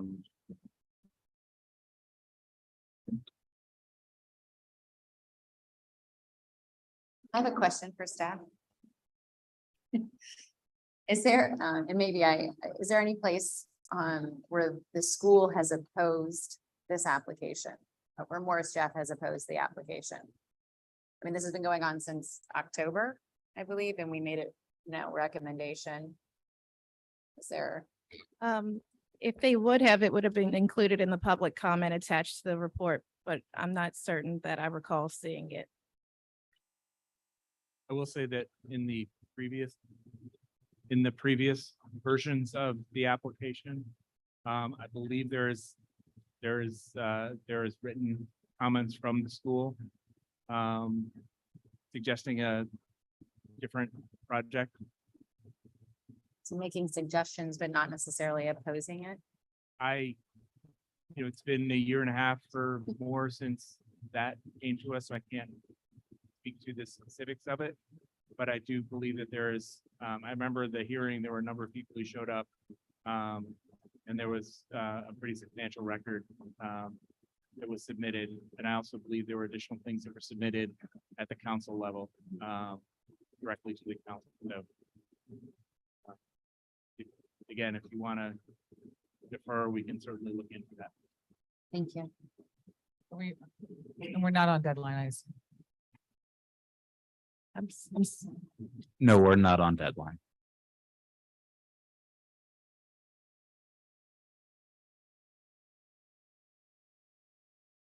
And for a motion, if there's no further questions. I'd like to make a motion for deferral I'd like to make a motion for deferral of zoning docket item 0053. Could I ask what the deferral would be for? What the intent would be? I think the intent is to give the applicant time to come back to us with exploring that option and make a decision from there, but it meets all the currently requirements. But I think we still need some additional information for the sake of the board, and I'd make that motion. We also need legal to come back with the validity of the additional order.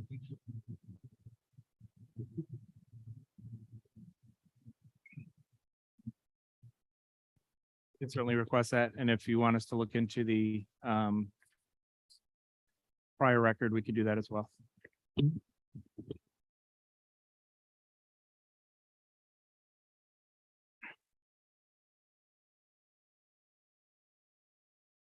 I'll second the motion on the floor. Shinalon.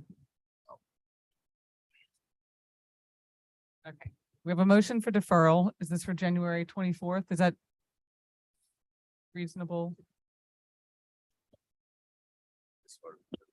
So depending on if new information is submitted by the applicant, I believe we may need additional time to process that. Stephen, do we have time to defer it until? So the deadline for this is March 11th, so it could be deferred to either the next meeting on January 24th or the following one on February 14th. There is time.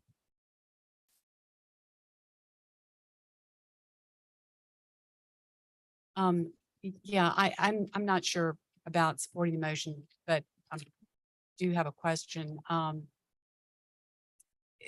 My reasons for deferral would be different. But if while we're doing a deferral, that we could answer that question, that would be great. But I don't think we can require it of the applicant because normally we like to see the applicant's approval if we want to do a deferral of the project. But I would actually like to hear more, just since we've opened this to any other sites the school would be looking at. And because I'm not sure one more unit is going to impact the neighborhood any more than two would. It's just, it seems to me that we're deferring it for just because we're not sure what we want to do. Because this is, while it meets the standards, it's still before us for a reason.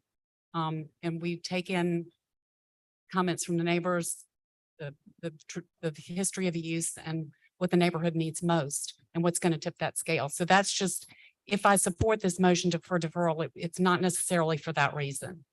So I don't know if anybody cared to hear that, but I think that's valid, Brown. So what was the motion? What was the date of the deferral on the motion? Because on January 24th, The we date have is February 14th. February. Okay, good.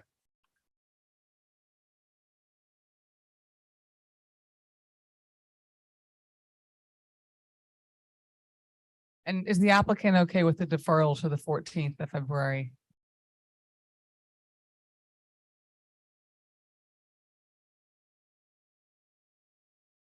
The 14th works for us. Thank you. I guess the understanding would be that you would come back to staff with a plan of additional affordable units. And then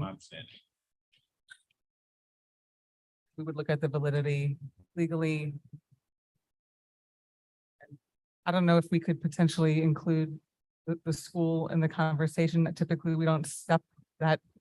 that would be over a that step, I line. think, too far. I mean, the Yeah, school, okay. knowing there's another opportunity, Sure. we would probably, we can't command anyone's Sure. appearance, but that might be helpful for me. Thank you. Okay, is there any further discussion on the motion for deferral? I support the deferral, but I do want to share, it's not for the additional affordable unit. We also have a missing middle that is very prevalent in our city where we don't have enough housing for even middle class. So I think it's something to be able to consider when you're looking at an overall project. I love to be able to have affordable units, but affordable units is also just for the middle class as well, because people are being pushed out of the city. And I'm going to support the deferral. I'm going to support the motion for deferral, but I'd also like to see some hard data on the affordable units in the vicinity that are vacant. In other words, the development across the street, we heard there are 100 and some odd units, but I'd like to know, like to have some real verifiable data on how many are available and of what kind. That would be relevant to me, so I'm asking all the sides if they would get data on that as well. I'd just like to say for the record that I won't support the deferral, only because as the motion is before us currently, it meets all the legal requirements for us to make a decision today. So I'm not going to vote on the deferral. Thank you. There's no further discussion. We'll vote our machines.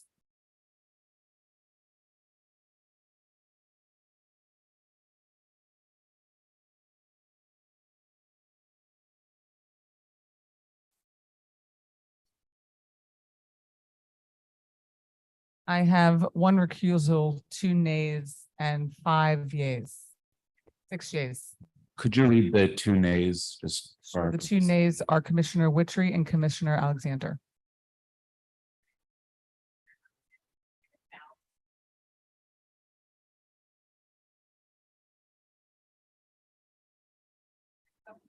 Next up, zoning docket 623.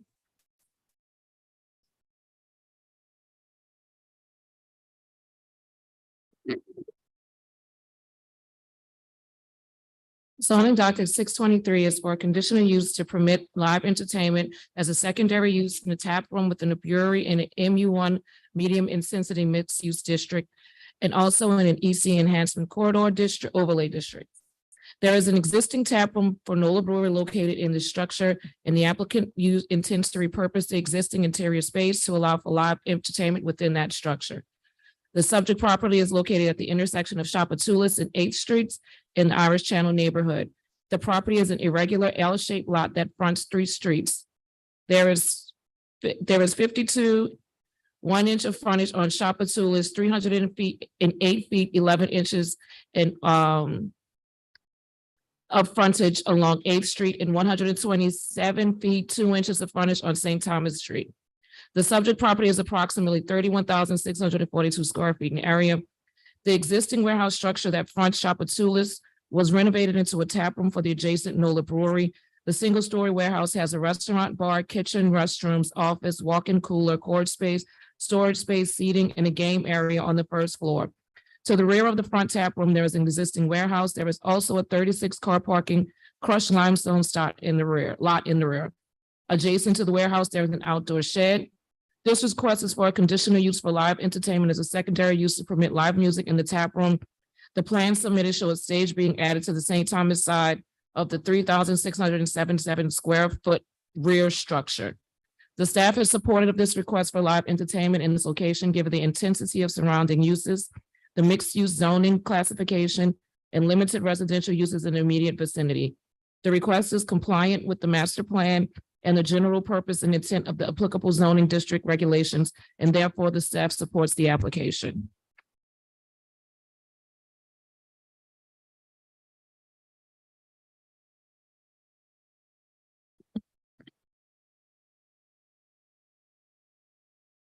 I will have one speaker card.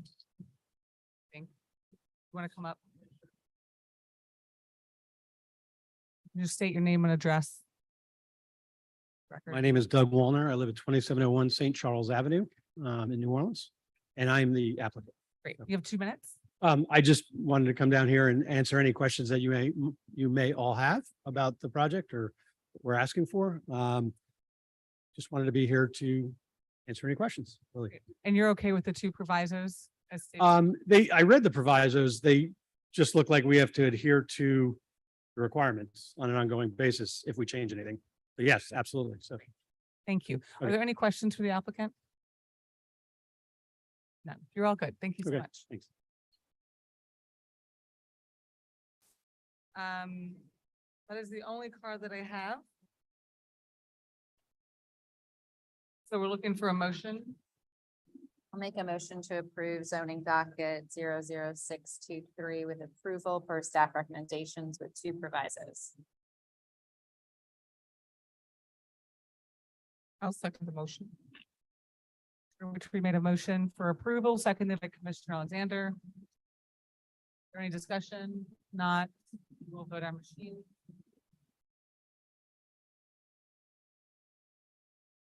Nine yeas, motion passes. Next is Good luck. subdivision docket 14722.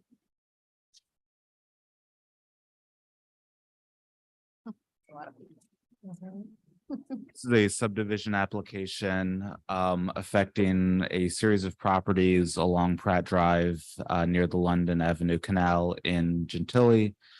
As you see on the survey, there's basically this long landlocked piece of property to the rear of these properties that is to be re-subdivided into the houses that front Pratt Drive. This was actually approved by the commission in 2020. But was not completed within the required timelines. And I think some of the challenge there was that there are multiple property owners that are working together, which of course makes things a little more difficult.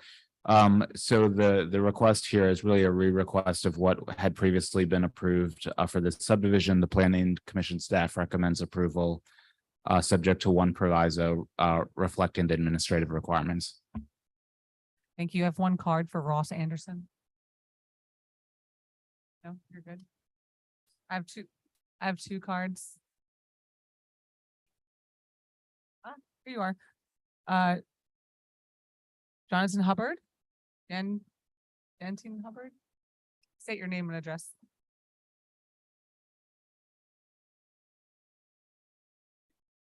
Hello, my name is Jansen Hubbard, and I'm a resident on Pratt Drive.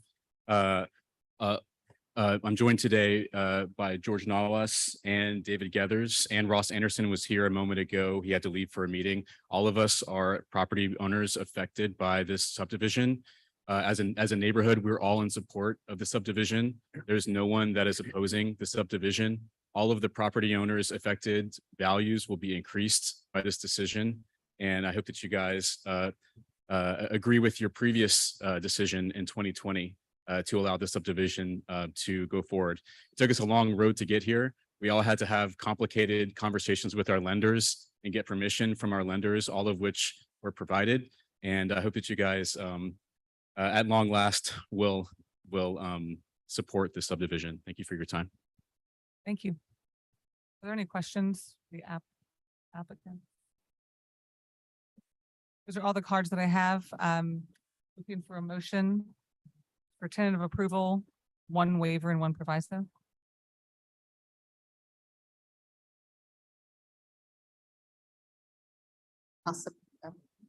Move for approval of subdivision docket 14722 as recommended by staff with 1 waiver and 1 proviso. Witchery will second. Motion by Commissioner Lund, seconded by Commissioner Witchery. Any discussion? That will call the question.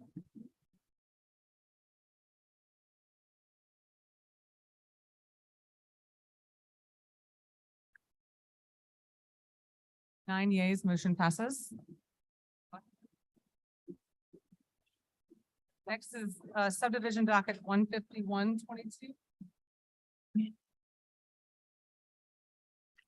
Subdivision docket 15122 is a request in Algiers to re-subdivide lots 41, 42, 43, and 44 of Square 92, the 5th Municipal District, into new lots, lots 41 and 43A.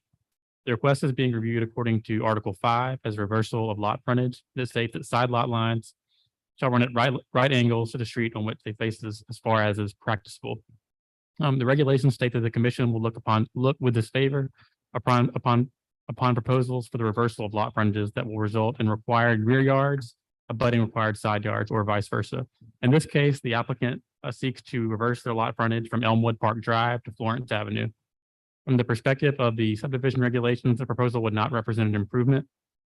As the regulations essentially seek to provide for a homogeneous lot pattern. While there are some, I guess, anomalous lot orientations in this part of Algiers, with lots running the sort of east-west corridors, that's not the general pattern. Additionally, there is an alternative subdivision, given the minimum lot width and depth requirements of the SRS zoning district. The applicant could choose to reorient their lot towards Elmwood Park Drive rather than Florence in compliance with policy B.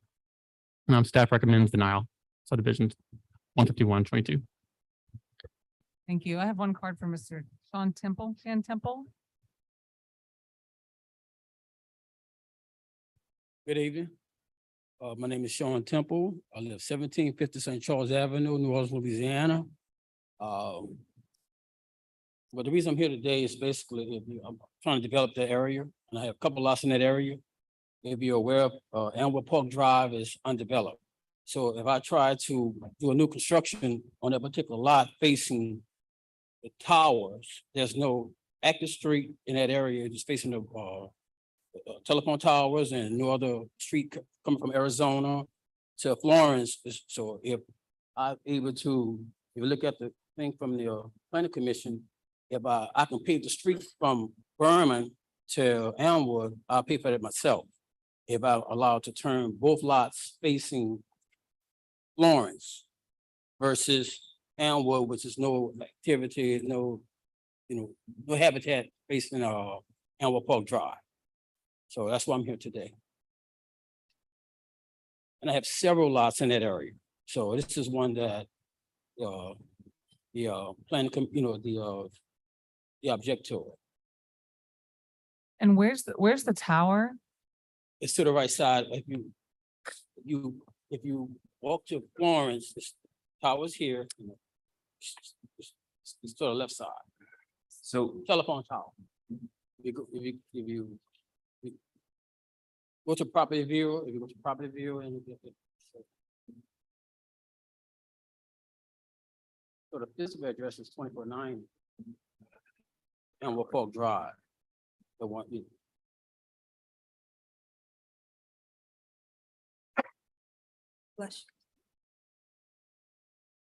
So sorry, it's in here, the street view image that was on there kind of cuts off about a block shy of it because you can't get to it, but it's so that's the tower. corner of Lawrence and Elmwood Park. Sorry, So I believe it's right here. it's not that far over. It's on, it's right, it's on the corner of Florence and Elmwood Park Drive. That's where the tower is. And my property's on the face, will be facing the tower, but on Florence. Okay. But so here's Elmwood, which does not continue to this point, and then here's Florence. So it's in the vicinity. I think is that the tower on here that is that the tower you're Not really referencing? good view of it, you know, that's not a good view of it, but if you come off Berman, and you run into Elmwood Park Drive. Speaking to the mics. I'm sorry. If you're coming up Berman and it's maybe maybe not even a block, maybe 120 feet. And my property sits behind a house with a white picket fence. My lot's, facing Florence, then I can use it versus the next 10, 20 years, I'll be able, if the street get back there the next 20, 30 years, then. Right, exactly. That's what we like, exactly, right there. A question for staff, but I mean, I guess this is legally a street, but Yeah, so the issue here is that this part of Algiers, who knows how long ago were many lots and squares platted, but the streets were never built. And so it's sort of hard from the subdivision regulations perspective to really even grapple with these subdivisions. So the regulations sort of require us to look at this as if it were in a normal environment where you have streets bounding each square. And under the normal application of the regulations, you would want the lots, the question of this application is really which direction should the lots face, street one or street two? You would want the lots under the normal set of regulations to face the directions they're already facing, because that's what lines up on these neighboring properties, most of which are not actually developed. The proposal here is to turn them so that they're on Florence, so that this roadway could actually be extended to provide access to them. That's not allowable under the literal interpretation or reading of the regulations. And that's why the staff is recommending deferral. It is certainly more practical to a developer because it reduces the amount of street that has to be installed to provide access to the lots. Can I add one more? well, no, and the referrals for denial. The That's motion- right. Okay, So I'm sort of undercutting the argument. The point I'm trying to make is that the staff has to look at sort of literally how the regulations apply, and we don't have a lot of room for discretion or judgment call. So. okay, thank you. Can I follow up on that with you, Stephen? So you could not consider the hardship of the fact that there's no road on the others. You had to consider it as an equal. Yeah, so the regulations don't speak to what you do when you've got this situation Okay. where streets don't exist. And so Right. Okay. applying the regulations as they're written, which gives no weight to the fact that the streets don't actually exist. Gotcha. Thank you. And if I can just, can I? Sure. To add to what he said, if you check 31 Indiana Avenue is the next street. The lot's facing the way that I would like mine is facing. We'll be facing Indiana versus facing Elmwood, which is no street there as well. So I have a copy of it to add to it. We're good. We have maps. Thank you. Thank you. Are there any other questions for the applicant? Sir, applicant.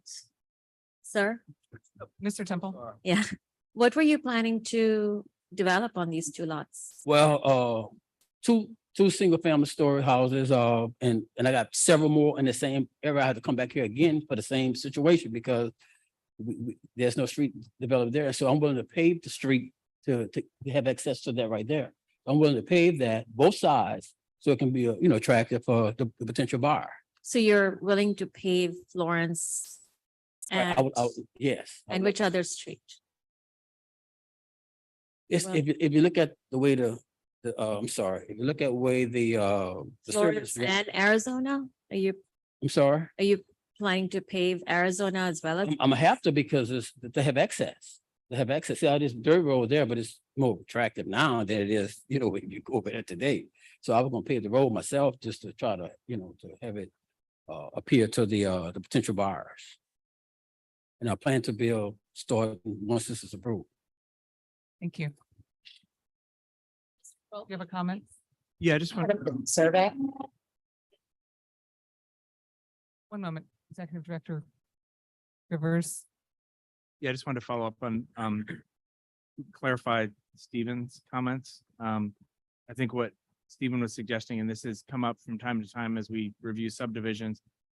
Staff is going to take a very conservative view on the language, and the direction that I've gotten from commission in the past is that the commission was not comfortable with the staff kind of exercising discretion about what language to listen to and what language not to. That's certainly your purview as commissioners to take that step. Thank you. Commissioner Witry, do you have a follow-up? Your Crow could pull up the survey for me.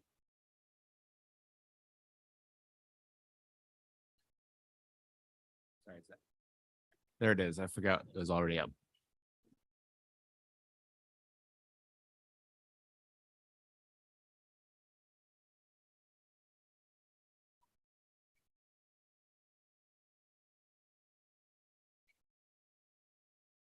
Yeah, the streets are not paved, the lots are not built, all vacant. It's technically 4, but it's all one undifferentiated piece of property.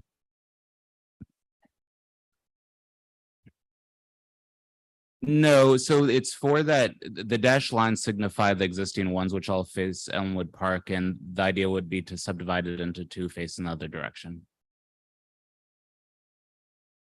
Do you think that with the applicant actually facing the lots to Florence Street will create a new precedent for that street since there's nothing on the street?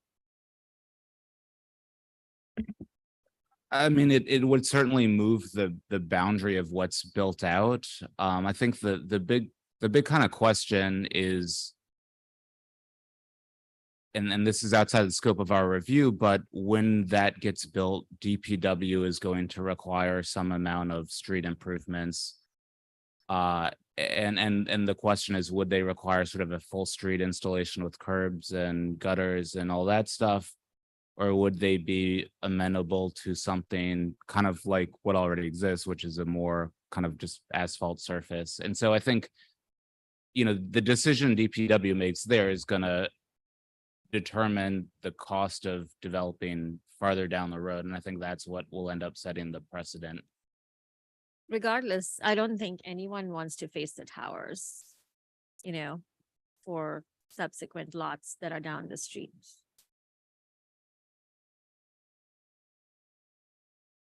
Yep. All right, are there any other questions or motion? So I'm going to move for approval. Going against staff recommendation, I think staff felt constrained by the technical requirements. And it's our discretion if we, as Commissioner Rivers, Executive Rivers, Director Rivers said, which rules to disregard and which to kind of overlook.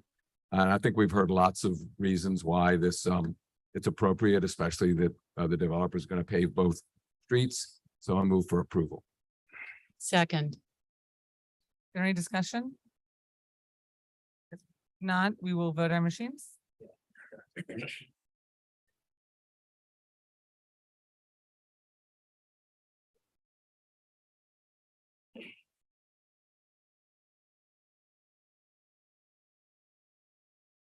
Nine yeas, 0 nays. Motion for approval passes. Best of luck. Next up is subdivision docket 154. Thank you very much.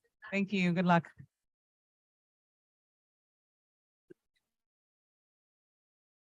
Subdivision docket 15422 is a request to subdivide lots 23 and 24 into lots X1A and Y2B.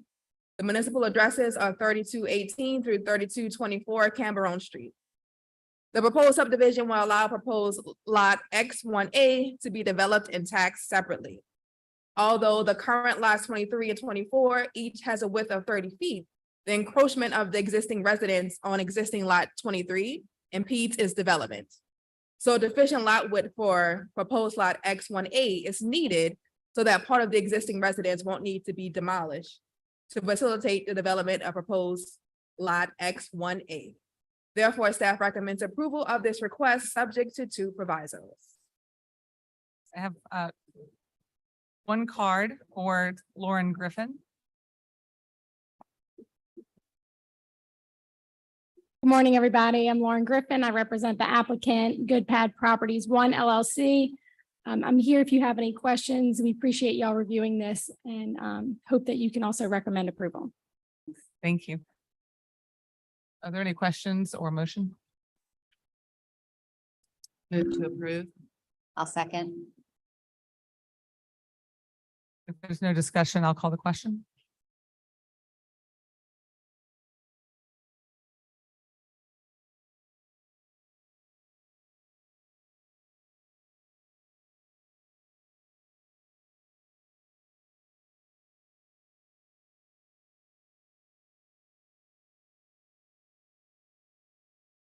Nine yeas, motion passes. That's the block. Next is subdivision docket 15522.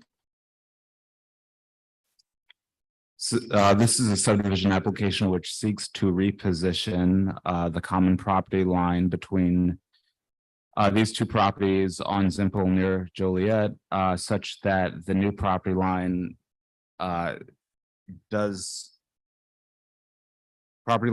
would come over from this dash line here to this point, and it would jog over and then continue to the rear of the property. The reason that this is not administratively approvable and has to be considered by you as a commission is that the regulations basically are written to require side lot lines to go front to back without sort of jogging over, with the idea being that everything should be as close to a perfect rectangle as possible.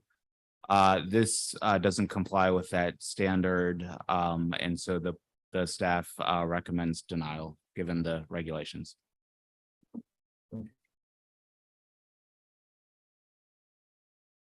Okay, I have one card for Carlos Zerving, Zervigon, so close. Come up, you'll just state your name and address, and you'll have 2 minutes. Thank you. I'm Carlos Zervigon, 8424 Zimple Street, one of the applicants making this request. And I understand the staff's recommendation and the reasoning. But my mother and I built these properties, these houses side by side in the 90s. And as I raised my family on Zimple Street, my mother was there on Joliet, and I was able to take care of her. And she got older. She took care of my kids when we were younger. She died in August, so now we need to subdivide it in order to sell her house, which is not necessarily something that we'd anticipated ever having to do, but we are going to have to sell it. So the reason why I'm asking for that widening at the front is that we have a gate, a fence that runs the entire length that is iron picket and concrete block.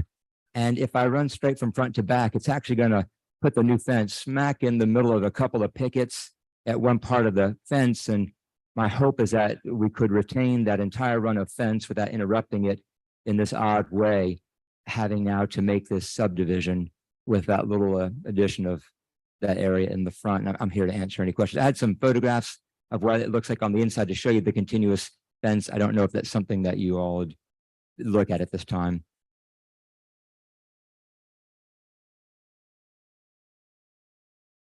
I would You- like to see the photographs of the fence. Is it a historic fence? No, we built it in 19, I guess it was like 98, we finished it. But I have 3 copies of 2 views. What we'll have to do is, Here we go. And then 3 more of the street side. I'd like to make a motion to accept additional material. I'll second. okay, Witchery will second. all in favor, you can raise aye. Yes, ma'am. 9 yeas. Thank you.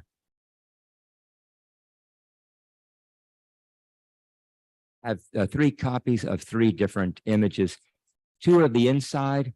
And what I did was I drew a red line where I'm requesting the property line to land and an orange line where if it goes straight from front to back, where the property line will land and therefore where the new dividing fence would have to be. And then the street side just shows the tall yew trees, which you can kind of see in there from my driveway to my mother's driveway. Hopefully those are legible. I have a question for staff. What are the other options at play here? I think it's kind of like Bob said earlier, this becomes a discretionary call, the world is not a blank canvas like the subdivision regulations assume. And so, you have to exercise judgment, when accounting for the built environment. Is there any other, anything else in that rectangular piece that you're trying to save besides the fence? The way in which, if I understand the question, the line starting in the back needs to be where it is, because as you see, there's my mother had a pool. Right. And then there's the paving, so it runs immediately against the paving of my mother's pool. And then it comes forward to the carport in order to close in the fence on my side. That's the reason why I'm asking for it in this regard. The pool must stay with the property. It's tied to the house, plumbing and everything. That's why I was asking for it in this way. I mean, if you did move the property line over perpendicular, what happens to that extra rectangular portion? So if the line goes from front to back, Yes. then there's a tiny part of grass that would then go to the new owners. That is between like the carport and that pool structure in the pagoda.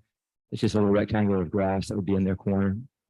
It's, sticking out over there. There's a property or 2 in the neighborhood. There's one around the corner that has non-rectangular lots from the old lots, the way in which this is divided. I think it wouldn't be the only one like this in our immediate vicinity, if approved the way I'm asking. Straight across. So I have trouble hearing. Opposed to having it go straight across.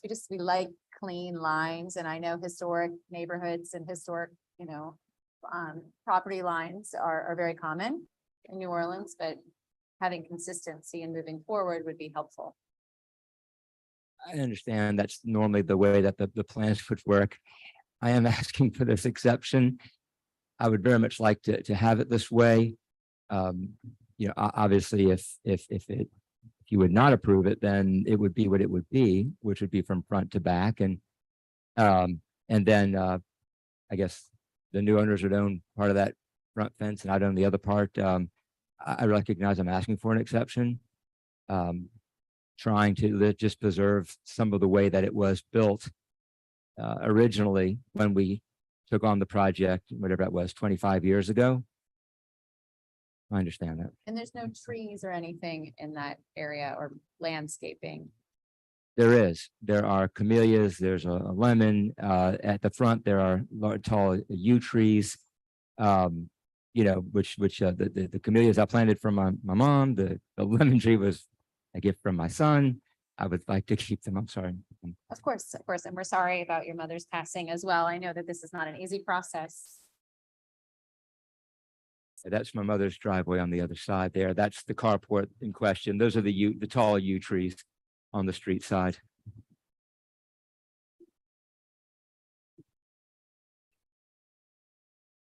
Are there any other questions?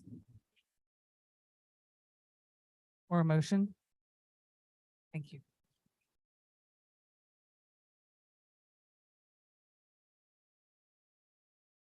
Let me ask a quick question before I make my motion. So do I understand that this is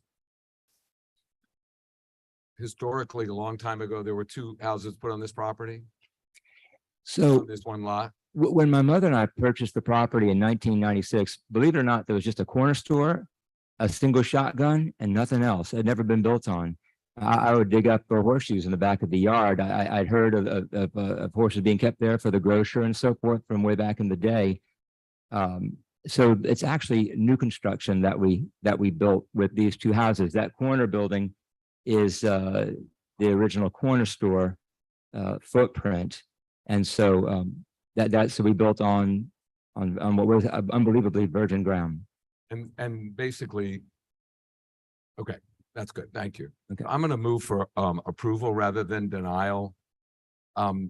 Basically because of these were all things that were built over time and put there when these as a result of being able to have these two primary residences here. And I don't see very much harm with making a little jog to accommodate the way the houses actually were built. So my motion's for approval. Commissioner Stewart seconds. Is there any discussion? I still want to discuss this because this is a future precedent for this property. If whoever is the property owner of lot 14A1, what are they going to do with this dogleg lot jog? I just want to ask the staff, there's a reason that you denied this. Yeah, I mean, I think the reason the regulation exists is that it's, the regulations are written, generally presuming you're kind of doing a new greenfield subdivision and it's trying to establish homogeneity and consistency in lot pattern. And so, the way it accomplishes that is by seeking rectangular lots, wedge-shaped lots along a cul-de-sac. And so the regulations are written with that in mind and seeking a consistency. I will say that the more unusual a lot shape, the more likelihood that future development could need a variance. So that is something that could come up should this be redeveloped at some future point in time. But that of course doesn't always come into play when you're just dealing with passive green space. Is this something that might be addressed in the regulations that are being worked on now? Yeah, I mean, I would say in general, the regulations that are drafted, and you'll probably be seeing them in February, we're seeking public comment now, are written to kind of be a little bit more malleable. Right. And give us a little bit more staff level discretion. Right. So we haven't reviewed this particular application against those regulations. I don't know what our response would be if we were applying the regulations, but generally speaking, we're trying to not constrain ourselves too much at the staff level. Sure. And this lot that you were saying would likely need a variance for development, that would be factored in as a hardship element to the argument for, if that were, I mean. I think it could be. I mean, I wanted to bring that up, but I'm kind of Mhm. reluctant to go too far in that direction Okay, because so right. much depends on whether it gets developed Okay, and then what and where the development is. sure. Okay, great. Well, I intend to support the motion, so. Thank you. Is there any further discussion?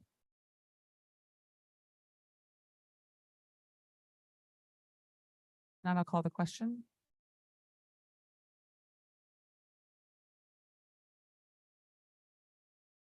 Eight yeas and 1 nay. Motion passes. Motion for approval passes. Next we have correction of staff comments, presenting docket 97. 22.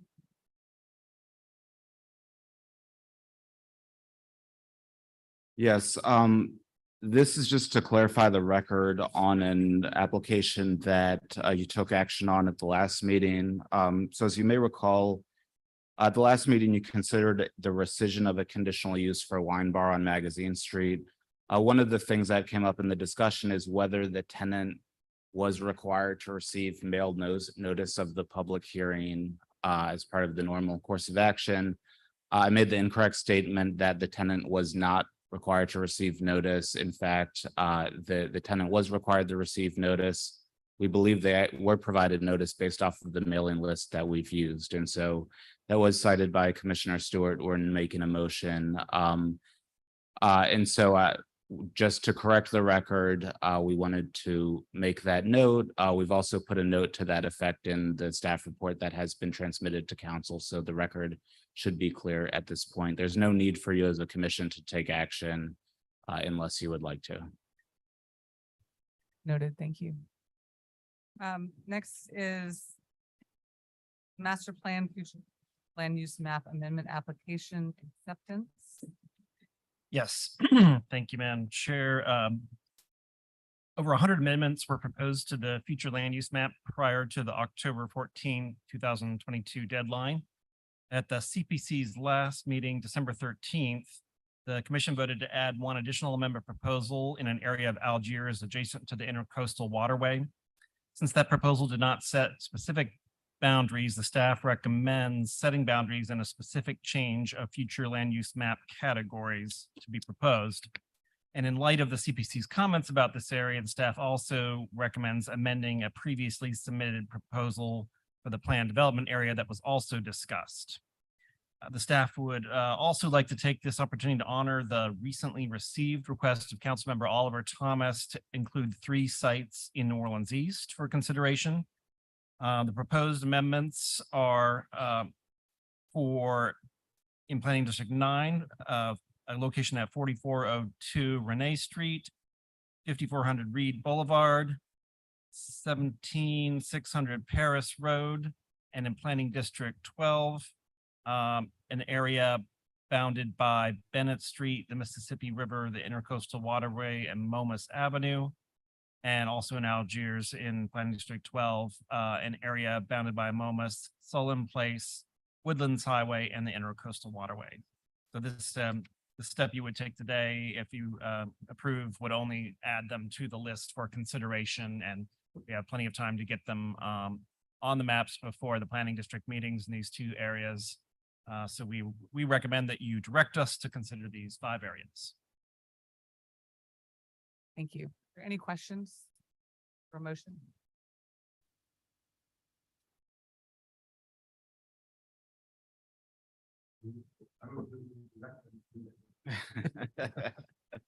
Wait, Trey will second.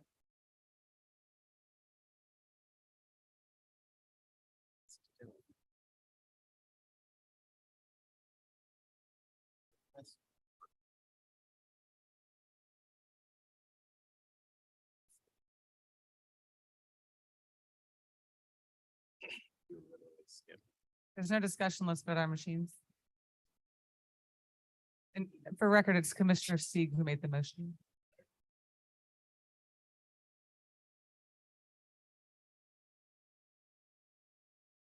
You don't have anything. That's visual, right? But there's no visual. No. 9 yeas.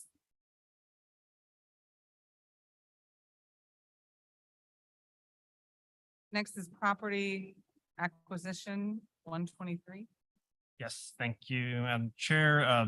Property acquisition 123 is a request by the Director of Property Management to suspend the City Planning Commission's administrative rules, policies, and procedures to consider a property acquisition of privately owned Gordon Plaza properties that were built on the former Agriculture Street landfill site.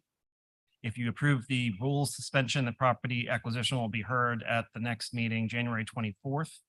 The reason is because the need to move expeditiously for the residents who are still living there, and also that the notice might be a bit superfluous at this time since this has been so highly publicized. Thank you. I'll make a motion to approve the property acquisition request 00123. Witchery will second. If there's any discussion to get this on roll. Please vote your machines.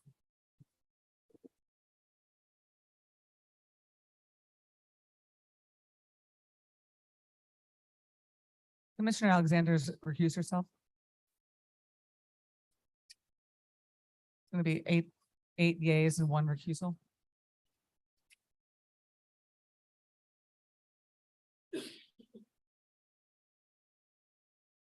Next are the subdivision ratifications. And this is simply a list of subdivisions we have determined to be eligible for administrative approval, and we're seeking your ratification of that decision.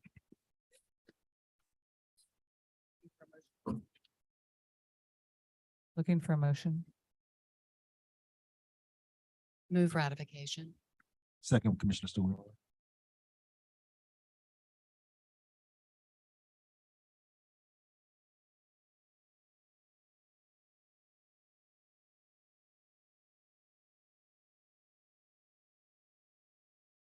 No discussion, we'll vote our machines. 9 yeas. That concludes our business for today. Thank you. For a motion to adjourn. Move for adjournment. Second the movement. Thank you. All in favor? Aye. 9 yeas. Thank you.